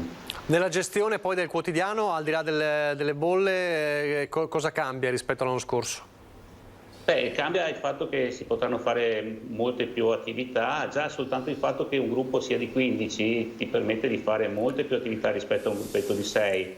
Un gruppetto di 6, appena 2 sono assenti per qualche motivo, sono solo in 4, è difficile fare qualcosa, insomma. Gli animatori dell'anno scorso sono stati veramente bravi a inventarsi di tutto e di più. Quest'anno abbiamo deciso di puntare sulla creatività come messaggio educativo, la creatività intesa come possibilità di vedere le cose in maniera diversa, di essere flessibili, qualità che durante il lockdown sarebbe servita molto e che non era stata molto allenata nei bambini. Quindi abbiamo deciso di sviluppare questa capacità di trovare soluzioni innovative, soluzioni flessibili, in modo da, in caso di nuove difficoltà, avere allenato questa capacità, perché molto spesso si allena molto la logica, ma ci si dimentica che anche la creatività è qualcosa che va allenato. Lo abbiamo chiesto prima al dirigente scolastico regionale che bilancio, che periodo è stato questo, diciamo, dalla fine dell'estate scorsa a quest'estate qui. Che anno è stato per voi? Ci sono stati anche momenti difficili perché non si sapeva come si sarebbe riuscito quest'estate a organizzare i centri estivi. È arrivato poi ovviamente l'arma del vaccino che ha accelerato la situazione, ma a lungo tempo, ricordo, ci siamo visti, sentiti diverse volte, c'era un'incertezza su quello che sarebbe accaduto, sul futuro anche delle persone che lavorano poi all'interno dei centri estivi. Che anno è stato? Beh, il problema principale di quest'anno, oltre che la pandemia, chiaramente è stata l'incertezza, il dubbio, cioè tutte le circolari, le comunicazioni sono arrivate sempre molto tardi e poi con poco tempo per organizzarsi. Anche questa sui centri estivi è arrivata tardissimo, doveva arrivare il 7 maggio, è arrivato che eravamo quasi a fine maggio, poi i tempi per organizzarsi sono veramente pochi e si rischia di fare le cose fatte male. Noi per fortuna abbiamo una grande struttura in cui devo ringraziare tantissimo l'ufficio, perché veramente hanno lavorato ore e straore per organizzare tutto. Però se avessero dato delle possibilità, degli scenari, non so, zona bianca in una certa maniera, zona gialla in un'altra, un po' prima, avremmo potuto organizzare le cose meglio, tutti quanti, dico anche le altre agenzie che fanno centri estivi, non solo noi. Che criticità ci sono ancora? Poi appunto anche il personale, nel senso che i ragazzi, la formazione del personale, fino a quando non avevamo un quadro completo di quanti centri estivi sarebbero stati aperti, era impossibile da organizzare bene, perché noi facciamo delle selezioni molto importanti. Quest'anno tra l'altro sono state fatte online, quindi è stato un po' più complesso da organizzare, e poi c'è tutta la formazione. La formazione è importante, adesso si sta concentrando in pochissimo tempo, mentre normalmente la formazione si sarebbe potuta dilatare in uno spazio molto più grande e quindi avrebbe avuto maggiore effetto, perché poi quando comprimi tutto quanto è un po' più difficile. Però vedo che c'è molta volontà, secondo me c'è tantissima voglia da parte degli animatori di tornare in campo con i bambini, e da parte dei bambini di tornare a giocare in maniera libera, in maniera vivace, in maniera allegra, e quindi penso che sarà una grande estate, anche che ce la meritiamo, perché tutto quello che abbiamo sofferto in questo anno qua, anche nella scuola, è giusto che ci meritiamo, e soprattutto che i bambini si meritano una bella estate piena di allegria, di avventura e di gioia, assolutamente. Lo diceva prima, la creatività, il tema insomma da sviluppare con i ragazzi, appunto come ritroverete questi, che ragazzi, bambini, secondo voi ritroverete dopo quest'anno difficile del Covid, molti in DAD, i ragazzi elementari con le mascherine? Che ragazzi vi ritroverete a dover affrontare, e appunto come spiegare anche di poter tornare a vivere i centri estivi in modo naturale, con la creatività ma anche con qualche altro strumento? Sì, io credo che il problema principale che c'è in una parte dei ragazzini è l'aumento dell'ansia. L'aumento dell'ansia rispetto all'andare a scuola, l'aumento dell'ansia rispetto alle prove, rispetto all'uscire fuori, rispetto allo stare con gli altri, quindi anche a giudizio degli altri. Ecco, sicuramente la creatività è una cosa che sarà molto utile, e il resto è la cooperazione, cioè i giochi cooperativi, lo stare insieme agli altri, vedere che gli altri ti possono aiutare. perché è vero che sono andati a scuola, ma a scuola per esempio si sono fatte poche attività di gruppo quest'anno perché non si potevano realizzare in base alle regole o comunque era molto difficile.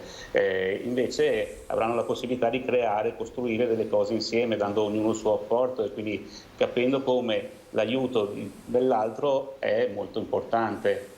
Ogni settimana incontreranno un personaggio diverso, da Salvatore Dalì a Guglielmo Marconi e Archimede. Ogni personaggio gli darà qualcosa proprio su questo stare insieme per realizzare le cose insieme e svilupparle dal punto di vista creativo, perché la creatività non è l'idea geniale di uno da solo, ma è qualcosa che si ottiene stando in gruppo e aiutandosi l'un l'altro. Questo è un po' il messaggio principale. L'ultima domanda che le faccio, prima sempre citando la dottoressa Palumbo, la dirigente scolastica regionale, diceva la tecnologia quest'anno ovviamente ha cambiato il modo di fare scuola e la scuola chiaramente è cambiata e cambierà anche dopo il Covid. Avremo un diverso approccio con la tecnologia, studieremo un diverso approccio della scuola con la tecnologia. Abbiamo imparato qualcosa in più pur nella situazione difficile della pandemia.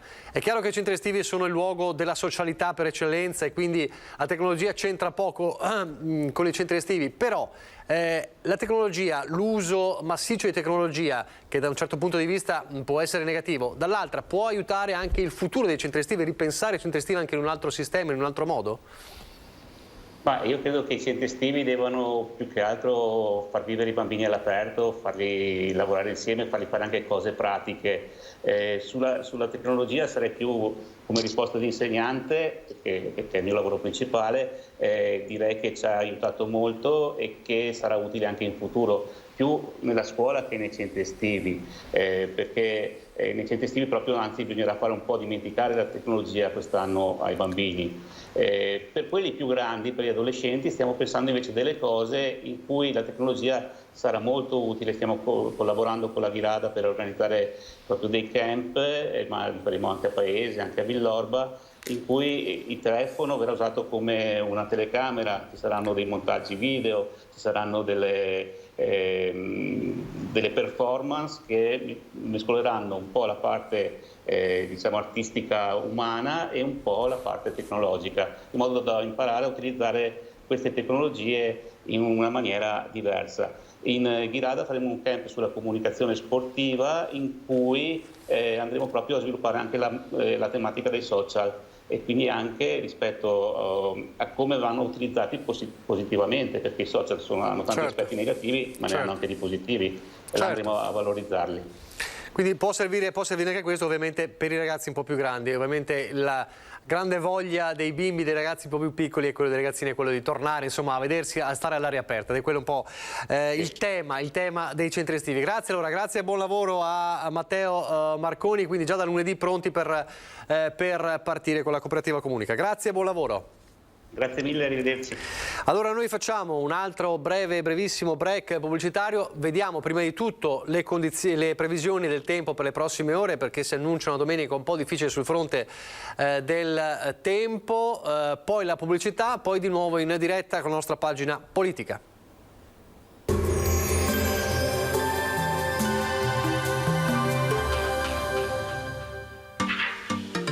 Tremonti, attrezzature e materiale per saldatura professionale a Montebelluna. Bentrovati al meteo. L'anticiclone africano che in questi giorni ha portato un'ondata di caldo nel weekend si indebolisce, l'estate fa un passo indietro e tornano così piogge e rovesci. Vediamo nel dettaglio la situazione di sabato 5 giugno.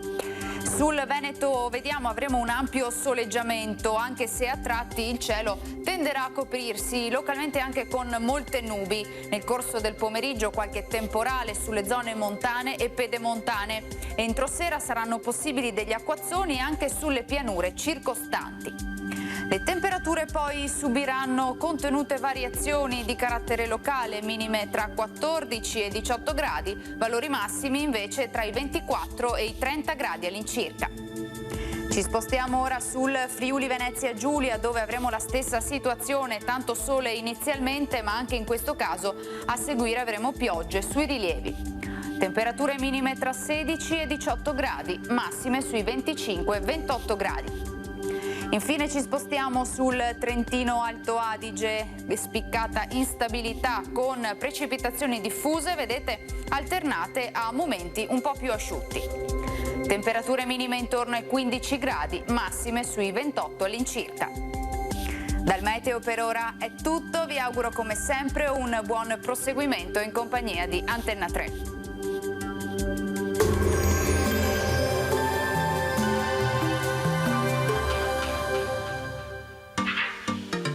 Tremonti, attrezzature e materiale per saldatura professionale a Montebelluna.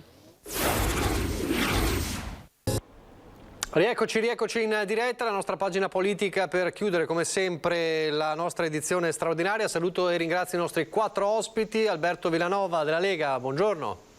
Buongiorno a voi. Giovanni Zorzi del Partito Democratico, buongiorno. Buongiorno, grazie dell'invito.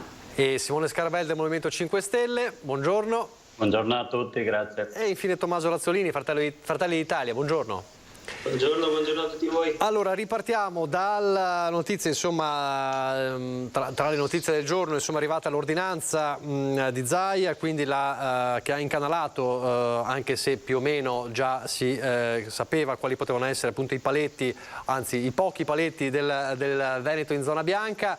Si riparte, la sensazione è quella forse di avere ormai il nemico alle spalle, ma c'è tutta un'estate da affrontare, però insomma si torna un po' a respirare letteralmente e anche metaforicamente.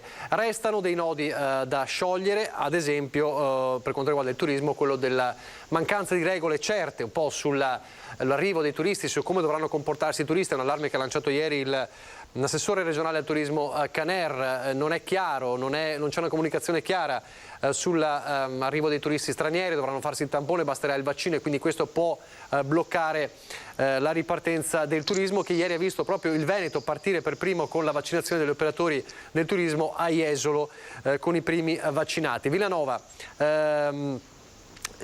si riparte dal Veneto in bianco, era atteso da settimane, è una buona notizia. Qual è il rischio di un Veneto in bianco? Insomma, qual è il rischio di non avere ulteriori paletti? Lo sappiamo tutti quello che è successo lo scorso anno, quel liberi tutti che forse è stato un po' pagato, anche se non è stata l'unica causa ovviamente della seconda ondata. Ci sono dei rischi che si possono correre per questo via libera? Beh, allora sicuramente c'è un via libera, cioè si torna a una pseudo normalità e quindi sicuramente possiamo tornare a vivere in maniera abbastanza normale.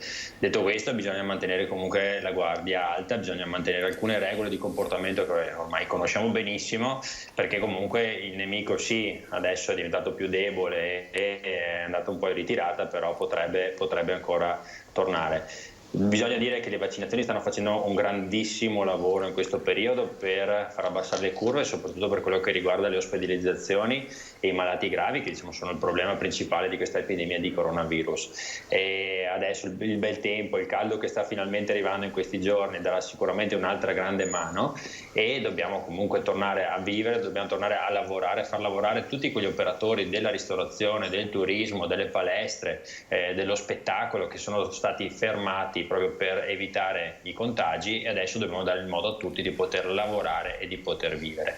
Bisogna farlo con la testa sulle spalle, perché comunque, come dicevo, il nemico non è fuggito, non è scomparso, è ancora presente, seppure in numeri veramente ridotti, però noi davanti abbiamo un'estate che potenzialmente può essere l'estate della ripartenza, del risorgimento, l'ha chiamato anche il Presidente, perché finalmente si vede una luce forte alla fine del tunnel, si vede effettivamente la possibilità di tornare a una normalità, si vede l'economia che sta piano piano ripartendo, ci sono ottimi segnali per quello che riguarda l'economia, e quindi tutto sommato possiamo guardare al futuro con un po' di ottimismo finalmente. Possiamo anche abbandonare tutte quelle previsioni catastrofiche che sono arrivate fino a qualche settimana fa dai vari Crisanti e compagnia, che ci davano delle prospettive nere di 500-600 morti al giorno. In realtà stiamo vedendo che per fortuna questi numeri non si sono avverati, non c'è stato nessuna di queste profezie più che di previsioni si è avverata, e quindi finalmente possiamo tornare a vivere. Zorzi. Ma io inizierei con un pensiero che può sembrare fuori tema, però secondo me è molto importante. Oggi è stato l'ultimo giorno di scuola, si è completato l'anno scolastico e vedendo anche questa mattina le studentesse e gli studenti che festeggiavano insomma la fine delle lezioni, mi è venuto in mente un po' quello che è stato un anno veramente complicato per loro, per quella generazione, costretti a stare di fatto chiusi, reclusi in casa per proteggere i propri nonni, i propri genitori.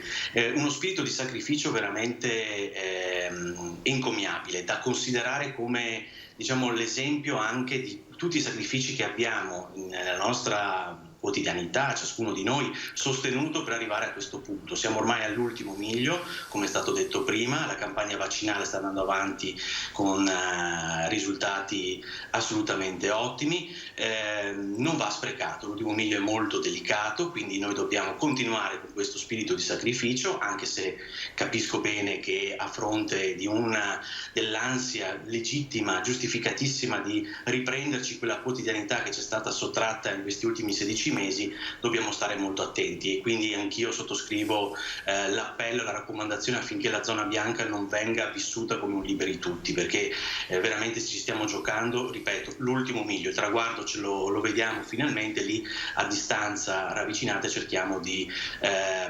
raggiungerlo tutti insieme. Riguardo al tema del turismo, io credo che da parte della Commissione europea stiano andando avanti, ci sia comunque l'impegno a rispettare quello che è stato, diciamo, la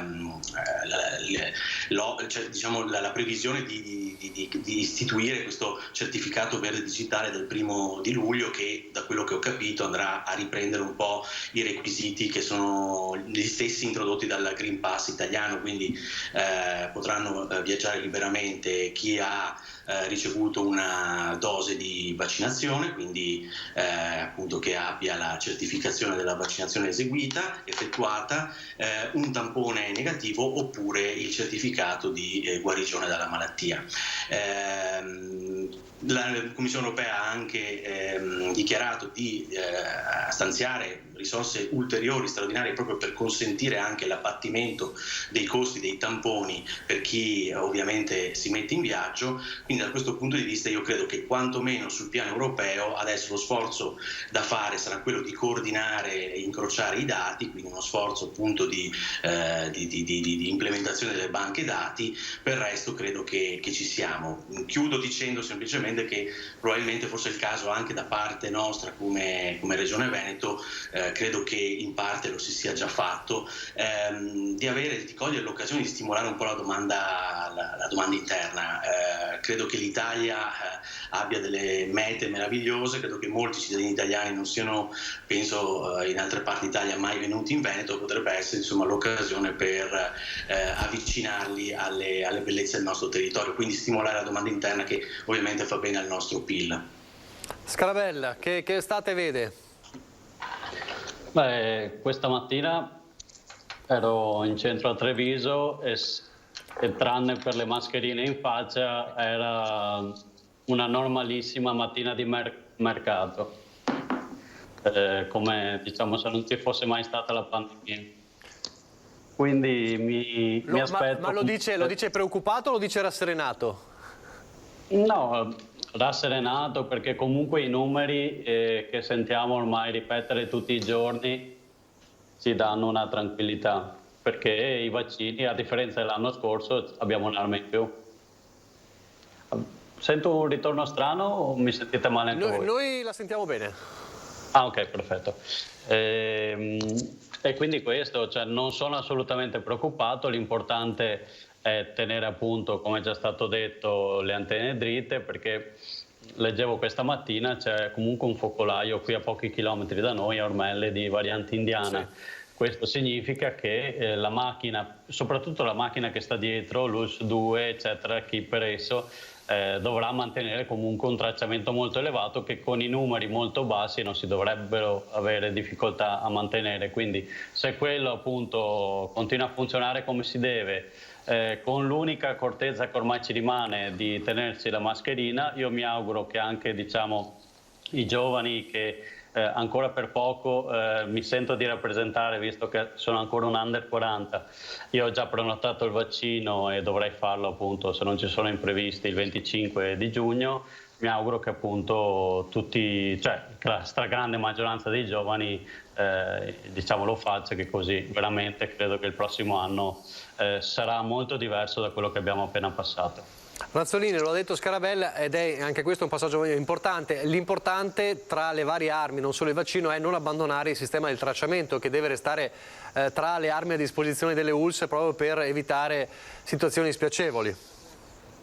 Ma sicuramente tutto quello che noi abbiamo imparato con questa emergenza dobbiamo tenerlo ben a mente e mantenerlo e rispettarlo. Per questo io sinceramente non sono tanto favorevole al certificato verde, nel senso che ritengo comunque perlomeno a livello nazionale una possibilità di muoversi liberamente, pur rispettando le normative e le indicazioni che vengono date dal Ministero della Sanità. Questo assolutamente sì, ma non trovo corretto il certificato verde. Poi per carità non è un non voler, diciamo, il vaccino, perché il 18 giugno anch'io mi sono iscritto, quindi andrò a farlo, e quindi sono pienamente d'accordo, e bisogna dar atto che con le vaccinazioni il problema di questa pandemia sta un po' rientrando, perché abbiamo visto, tutti si aspettavano, ecco, adesso arriva la zona gialla, poi sarà nuovamente arancione, perché ci saranno troppe libertà e troppi svaghi e troppo casino. Invece questo non è successo, anche perché si è riusciti comunque a mettere in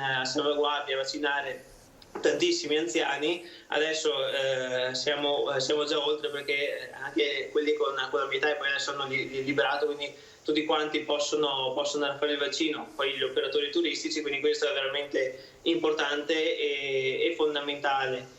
Per quanto riguarda il turismo, è vero, c'è un po' un caldo da parte degli stranieri, ma questo è anche normale. Io credo che tutti quanti noi in questo momento, come lo scorso anno, ma anche quest'anno, se dobbiamo pensare di andare in vacanza, questo è anche un auspicio, che pensiamo di andare nella nostra bellissima Italia. Stamattina ero a far colazione a Valdobbiadene, nelle colline patrimonio UNESCO di Conigliano Valdobbiadene, e oggi invece mi sono spostato qualche oretta qui a Caorle, quindi nel bellissimo Adriatico, proprio per anche sentire un po' le opinioni e capire l'impressione dei commercianti. E cosa le hanno detto? Cosa le hanno detto? Le persone mi hanno detto che non c'è ancora una stabilità, diciamo, di arrivi, però già da ieri sera si è visto una bella presenza, quindi molto probabilmente ci sono gli italiani che attendono il fine settimana per venire giù e farsi quei 3 giorni, quindi quel venerdì, sabato e domenica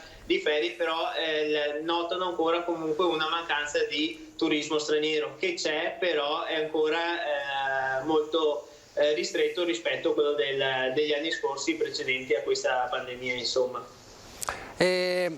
Poi entriamo di più sulla politica, perché il fatto di lasciarsi un po' la paura alle spalle può adesso impegnare la mente anche sulla politica in senso stretto. Però un'altra cosa da dire, perché c'è un settore ovviamente che è ancora nel limbo, che è quello delle discoteche. È vero che non si può accontentare tutti, però c'è questo settore che ha una grossa fetta di presenze, di persone che ci lavorano, che è ancora nel limbo, perché diciamo la zona bianca li fa riaprire, ma solo per come dire, per le consumazioni da bar o ristorante, ovviamente, e lì si dice potete riaprire ma non si può ballare. C'è una vera e propria presa di posizione molto forte della categoria nei confronti del governo, e che dice entro il 21 giugno avremo delle indicazioni precise, noi riapriamo senza attendere il governo, e quindi c'è ancora in ballo questo settore, in ballo, diciamo così metaforicamente, ancora in sospeso. Cosa possiamo dire su questo? E poi veniamo alla politica. Villanova.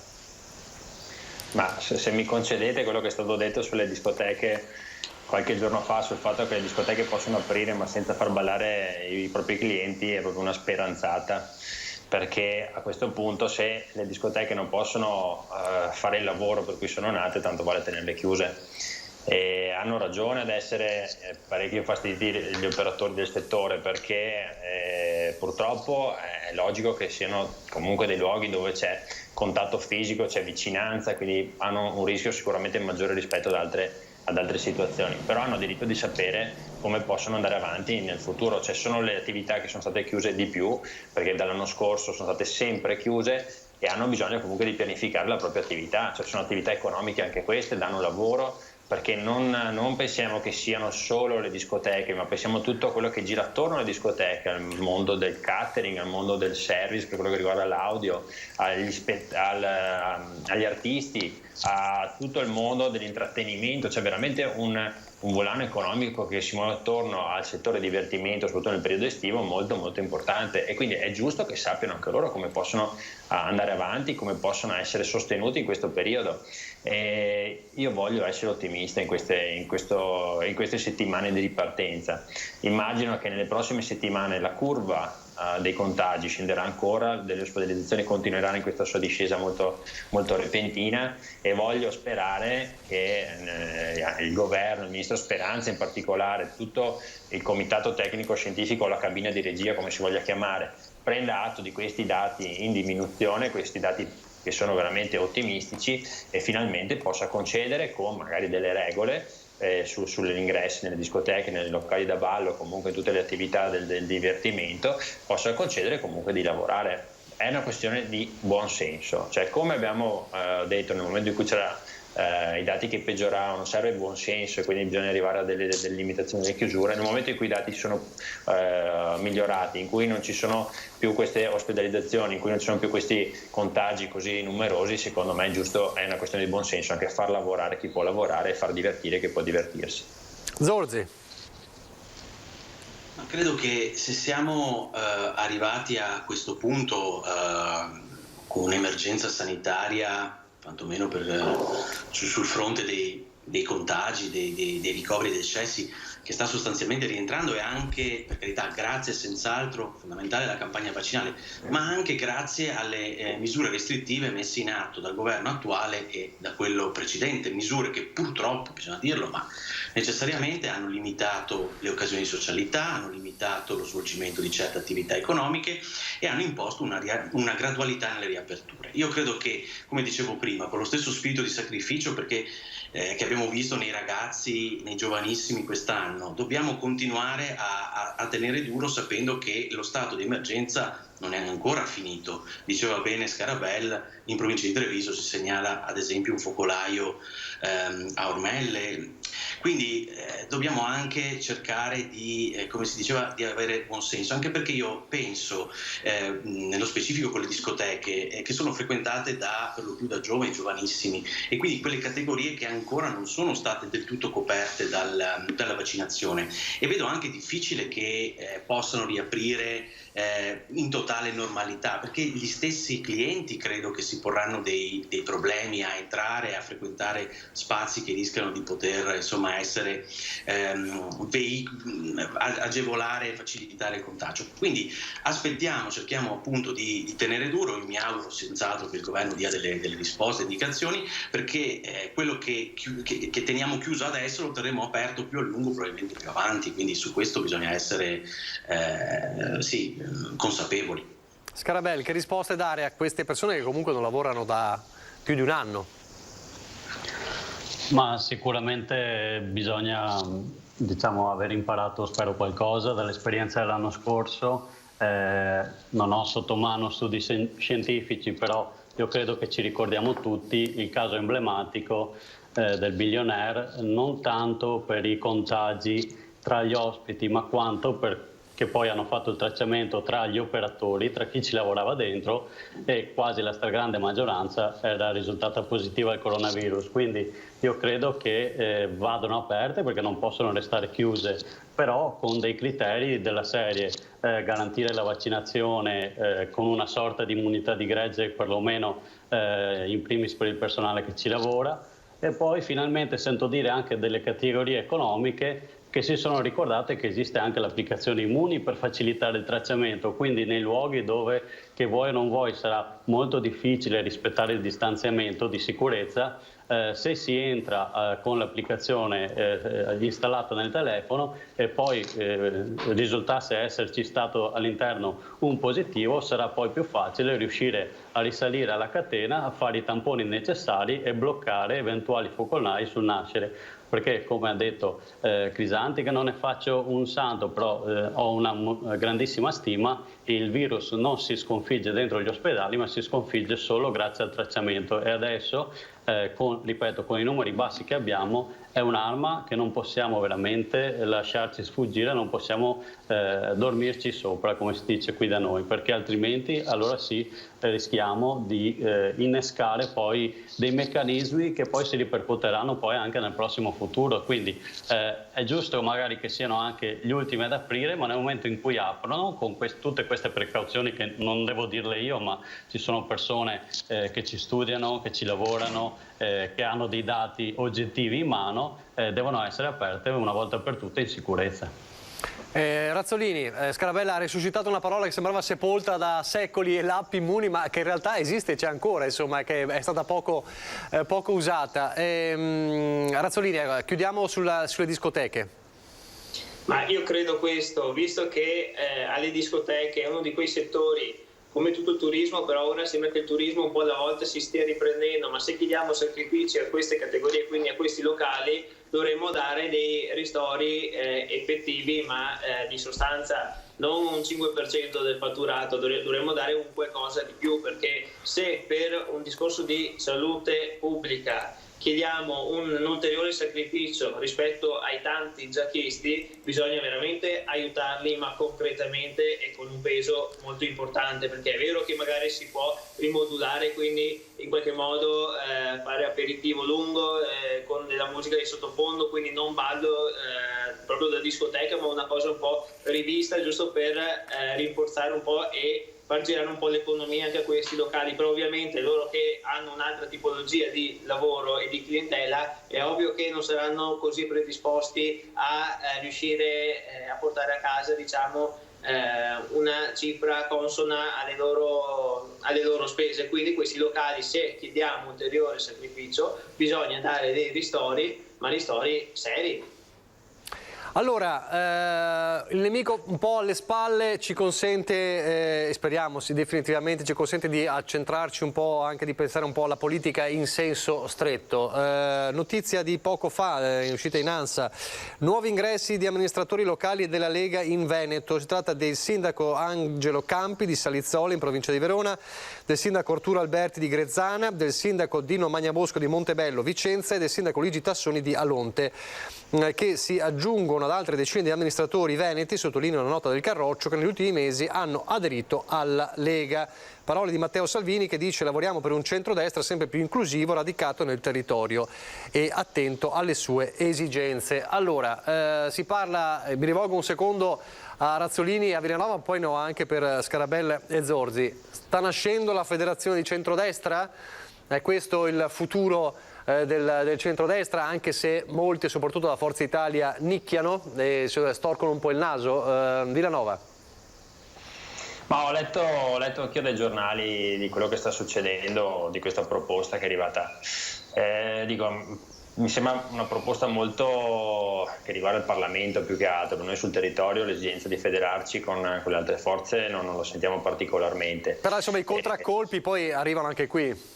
Sì, però immagino che insomma come esponente del direttorio regionale della Lega, immagino che insomma ci sarà una discussione anche all'interno del direttorio regionale per vedere come comportarci in Veneto. Dopodiché per gli amministratori che si stanno avvicinando al nostro movimento, sappiamo bene che insomma, la Lega, soprattutto qui da noi, ha puntato sempre molto sui sindaci, sugli amministratori, e diciamo gran parte anche dei consiglieri regionali che fanno parte del mio gruppo derivano comunque da esperienze a livello dei comuni, a livello amministrativo locale, quindi per noi è una scuola, una formazione un requisito base per entrare nel nostro movimento, nel nostro partito, e sicuramente tutta l'attività amministrativa è quella che probabilmente fa la differenza per quello che riguarda anche i risultati in termini elettorali del nostro partito. Quindi bene se ci sono altri sindaci, altri amministratori che decidono di entrare nel nostro partito, e sicuramente avranno passato anche il vaglio, insomma, per quello che riguarda le loro competenze e le loro, diciamo, affinità ai nostri obiettivi principali, non soltanto l'autonomia. Razzolini, una federazione di centrodestra rischia di inghiottire una Fratelli d'Italia nella quale Giorgia Meloni contende, ormai è chiaro, a Salvini il ruolo di futuro candidato premier alle elezioni politiche? Ma guardi, a me di federazione mi è già bastato il PDL e mi è bastato e mi è avanzato, quindi proprio la federazione del centrodestra ben venga che ci sia in Parlamento, giusto per creare un peso più forte di centrodestra al governo, quindi ci mancherebbe, ben venga che ci siano con le forze di maggioranza, però noi siamo ben convinti di rimanere con Fratelli d'Italia, che ci sia un'alleanza, quella sì, noi siamo per un'alleanza di un centrodestra unito, però non nessuna federazione, grazie. Ecco, è molto chiaro. Scarabelli, invece, leggevo insomma nei giornali in questi giorni, l'occasione è stata il Salone Nautico, un incontro Brugnaro, quindi parliamo di Coraggio Italia, con Giuseppe Conte, con un Brugnaro che forse cerca di corteggiare non solo i fuoriusciti di Forza Italia, ma anche qualche deluso del Movimento 5 Stelle.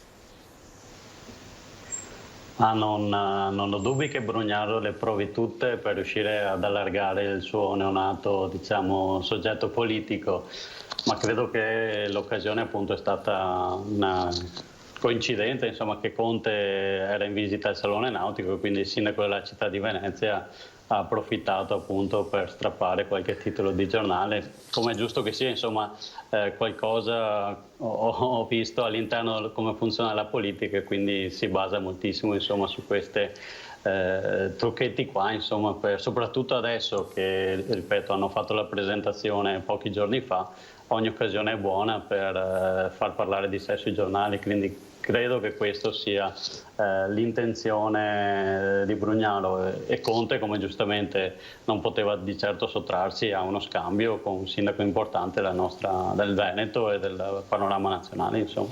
Ma esiste una fetta di delusi nel Movimento 5 Stelle, lei che lo vive dall'interno, insomma, ogni giorno, quello che è successo in questi mesi, anche gli scontri, anche per vie legali, Casaleggio, Conte, insomma, dove sta andando questo partito?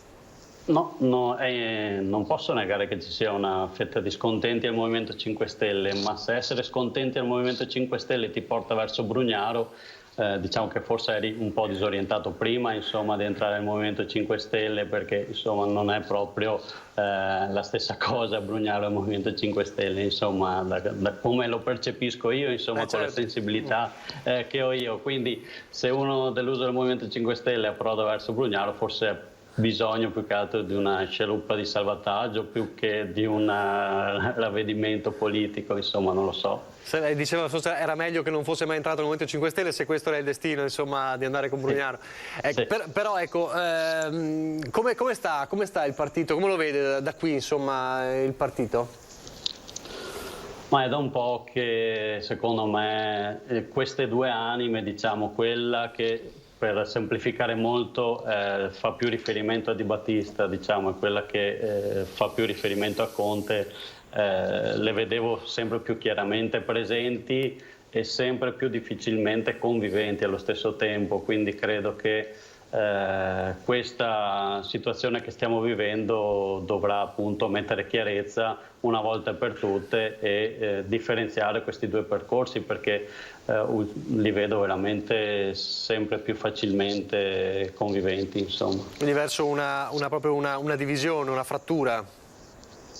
Diciamo, chi ha fatto tesoro dell'esperienza del governo, stringendo i denti, tappandosi il naso, tutto quello che si vuole, però comunque dei risultati sono stati ottenuti e non sarebbero stati ottenuti stando all'opposizione, quindi c'è stata una sorta di maturazione verso questo approccio pragmatico. E chi invece, ripeto, pur anch'io venendo, diciamo, dalle origini, ho iniziato nel 2007, ma chi è rimasto più ancorato a quello spirito delle origini, a quei messaggi forti, che però secondo me ci hanno anche fatto poi pagare tante delusioni una volta entrati al governo, perché non si poteva di certo mantenere tutto quello che era stato detto, soprattutto con i toni che abbiamo usato per anni prima di entrare, diciamo, in governo. Quindi non rinnego nulla, ma mi sento più verso quella fetta del Movimento 5 Stelle che ha imparato, diciamo, col tempo e dai propri errori a prendere una strada che porta verso comunque a un amministrare più che a un semplice propaganda e a risultato elettorale immediato, che può essere anche inferiore, però se si riescono veramente a usare i voti per fare delle cose, per portare un cambiamento, credo che comunque sia questo lo scopo vero della politica, non tanto vincere le elezioni perché si è stati più bravi a raccontarle. Per chiudere il giro, poi andiamo in pubblicità, poi ritorniamo in diretta. Poi c'è un Letta che ormai, insomma, da mesi è alla guida del Partito Democratico. Un primo bilancio, diciamo, adesso è passato un po' di tempo dall'esordio, insomma, di Letta alla guida del Partito Democratico, un primo bilancio da parte sua, Zorzi, e poi il centrodestra guarda una federazione, centrosinistra?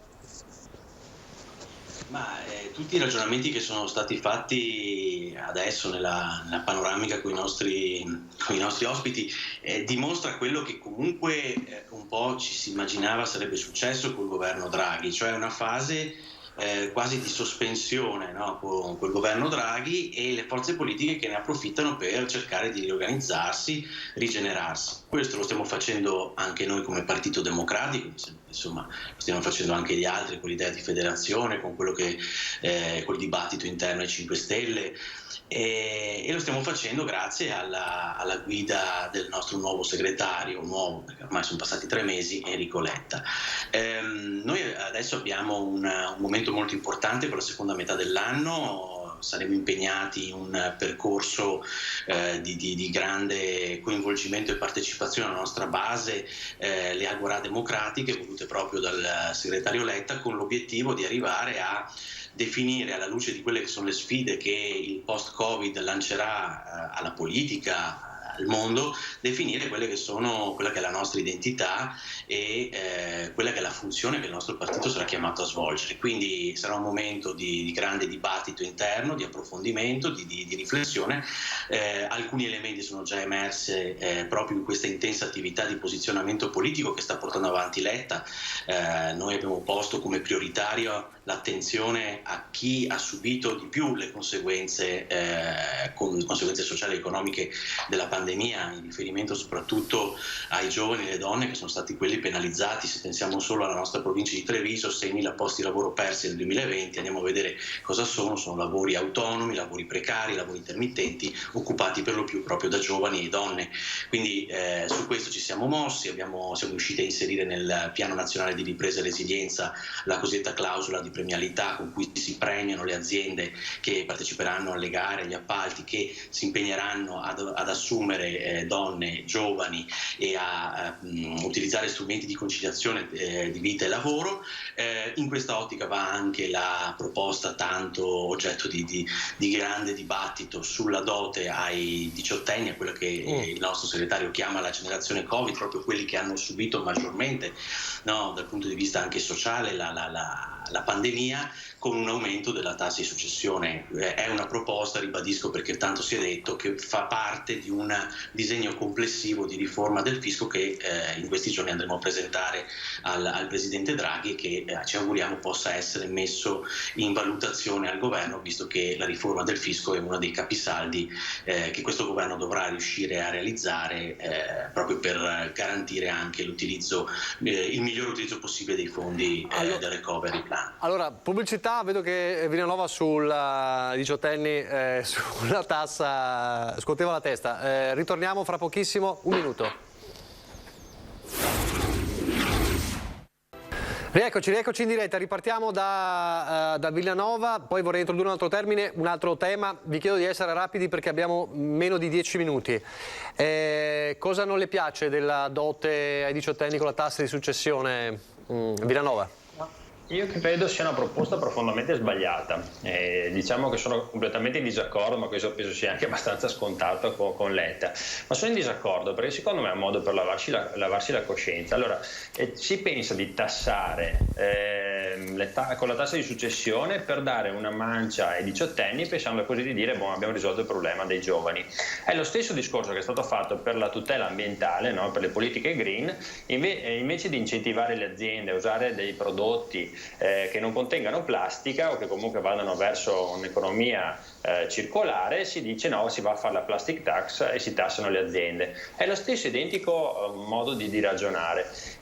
Io penso che se si vuole dare una mano ai giovani, alla generazione Covid o come vengono etichettati adesso, anche queste etichette sinceramente iniziano a stufare, bisogna far sì che i giovani abbiano una prospettiva di futuro. Allora si vuole dare una mano che veramente si punti al merito nelle università, nelle scuole di specializzazione, che si dà la possibilità ai giovani che vogliono fare impresa, diventare imprenditori, che possono farlo senza diventare matti per aprire una partita IVA o per aprire la propria attività, che sia un'attività artigianale, di commercio, qualsiasi altro tipo, che si renda veramente un po' più facile la vita a chi vuole lavorare. A questi giovani, ai giovani che vogliono rimanere nell'ambito universitario per fare i ricercatori, per magari andare a insegnare, che non si trovino dalle baronie nell'università e che gli impedisce di poter arrivare a fare quello che vogliono e che invece trovino una strada. Questo è il modo per dare una mano ai giovani, non certo andando a tassare con la tassa di successione. Tra l'altro io voglio ricordare che i beni che ha una persona nel momento in cui muore sono dei beni che sono già ipertassati con le imposte dirette e le imposte indirette, e noi andiamo ad aggiungere un'altra tassa ancora in più nel paese dove c'è la tassazione maggiore al mondo. Cioè, sinceramente mi sembra veramente una follia, ma come mi sembra una follia le dichiarazioni di Letta di questi giorni quando ha detto che abbiamo bisogno di migranti perché manca la manodopera. Ma scusatemi un secondo, ma non stiamo bloccando i licenziamenti alle aziende, non stiamo mettendo delle casse integrazioni straordinarie per fare in modo che la gente non perda il lavoro? E il segretario del PD ci dice che abbiamo bisogno di accogliere i migranti perché manca manodopera, ma c'è qualcosa che non torna in questi ragionamenti? Cioè, se mettiamo veramente l'ideologia davanti a tutto e non teniamo conto di qual è la situazione degli italiani in questo momento, ma ci lanciamo i voli pindari dicendo che abbiamo bisogno di migranti perché abbiamo bisogno di manodopera, sinceramente vuol dire essere fuori dal mondo. Allora sentiamo Zorzi perché ha parlato di Letta, poi sentiamo però anche Scarabella e Razzolini su questo, e mi introduce anche il tema dei migranti, ma abbiamo veramente pochissimo tempo. Zorzi. Ma è una proposta, quella lanciata da Enrico Letta, che tocca l'1% della popolazione in Italia, quell'1% che eredita o riceve in dono patrimoni oltre 5 milioni di euro. Io credo che veramente sia una proposta di giustizia da questo punto di vista. E poi non si parla di mancia, 10.000 euro, i 18enni che ricevono questi soldi, 10.000 euro, parliamo magari anche del conto in banca che hanno i loro genitori, 10.000 euro, cioè anche qui, visto che si parla di non etichettare le cose, definire una mancetta, questa cosa qua veramente è un insulto. Io credo che invece sia una proposta che tra l'altro di principio liberale, quindi non c'è nulla di sinistra, guardate cosa stanno facendo negli altri paesi europei e negli Stati Uniti d'America su questo fronte qua. Qui si tratta semplicemente di decidere, stiamo a tutelare i privilegi della rendita o tuteliamo il merito, perché qualcuno mi deve dire qual è il merito nel nascere qual è stato il merito del nascere in una culla d'oro. Questo è il tema. Non è rendita, quei beni sono dovuti al lavoro dei genitori, non è rendita, non è che qualcuno li ha regalati ai genitori, i genitori hanno lavorato. Stiamo parlando di patrimoni sopra i 5 milioni, Villanova, dai, su. Patrimoni, ma 5 milioni magari anche lavorato, però è avuto successo grazie al proprio lavoro. E se proprio vogliamo dirla tutta, quell'1%, se viene fuori questa tassa di successione, è quella fascia di popolazione che volendo porta i soldi all'estero e dopo magari li porta dentro quegli scudi fiscali che sono stati fatti da tanti governi, no? Di tutti i colori, tanto per fare una citazione. Però a me solo il ragionamento di dire che una persona, siccome ha avuto successo nella vita, va tassato perché è una questione di giustizia, non c'entra niente la giustizia, questa è tassazione pura. Villanova dice è una questione ideologica. Scarabella. Ma ci sono anche altri modi, insomma, per riuscire a incentivare i giovani. Io sono uno che non lo dice da oggi, ma ho sempre sponsorizzato l'idea di introdurre finalmente una moneta digitale nel nostro paese, e con quello si potrebbero trovare delle risorse, essendo dei crediti che hanno valenza solo nel circuito nazionale, per fare veramente moltissime iniziative che avrebbero un costo veramente irrisorio, perché, ripeto, sarebbe un circuito che si autoalimenta all'interno dei confini nazionali. Quindi, volendo, ci sono anche altre strade e le stanno percorrendo anche i paesi all'estero. Sono nuove, diciamo, perché noi non ne siamo abituati a parlare, però sono cose che ormai sono pienamente assodate e hanno un fondamento più che dimostrato, insomma. Sulla questione invece dei migranti e della mancanza di lavoro, io dico solamente che la mancanza di determinati lavori non è che se la inventa Enrico Letta o chi che sia, è anche gli studi di Confindustria che dimostrano che ci sono delle figure, soprattutto quelle tecniche, che soprattutto qui da noi non riescono a trovare delle figure altamente specializzate.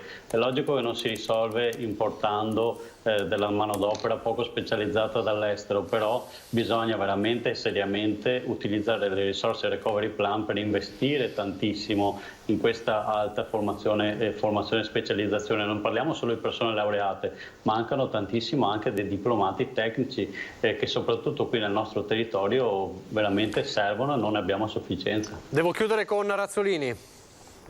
Allora, per quanto riguarda il discorso di prima, sono anche io d'accordo con Villanova, nel senso che è un sistema sbagliato, ma come è il reddito di cittadinanza, perché devo dare dei soldi a una persona che poi non so se effettivamente grazie a questa risorsa trova lavoro o meno? Io Stato, io Regione dovrò creare le condizioni affinché ci possa essere una possibilità per un giovane di iniziare un'attività, no? Dargli una mancetta e dopo vada come vada, intanto gli ho dato la mancetta, semmai devo creare delle basi solide come sistema paese affinché poi può iniziare veramente un'attività. Per quanto riguarda il discorso immigrazione, io lo si sa, non sono così favorevole a tenere le porte aperte a tutti, e credo che bisogna ripartire anche da una riforma scolastica per far capire a tanti giovani italiani che per quanto sia l'ambizione di tutti quanti noi, c'è importanza di avere anche dei lavori e quindi una formazione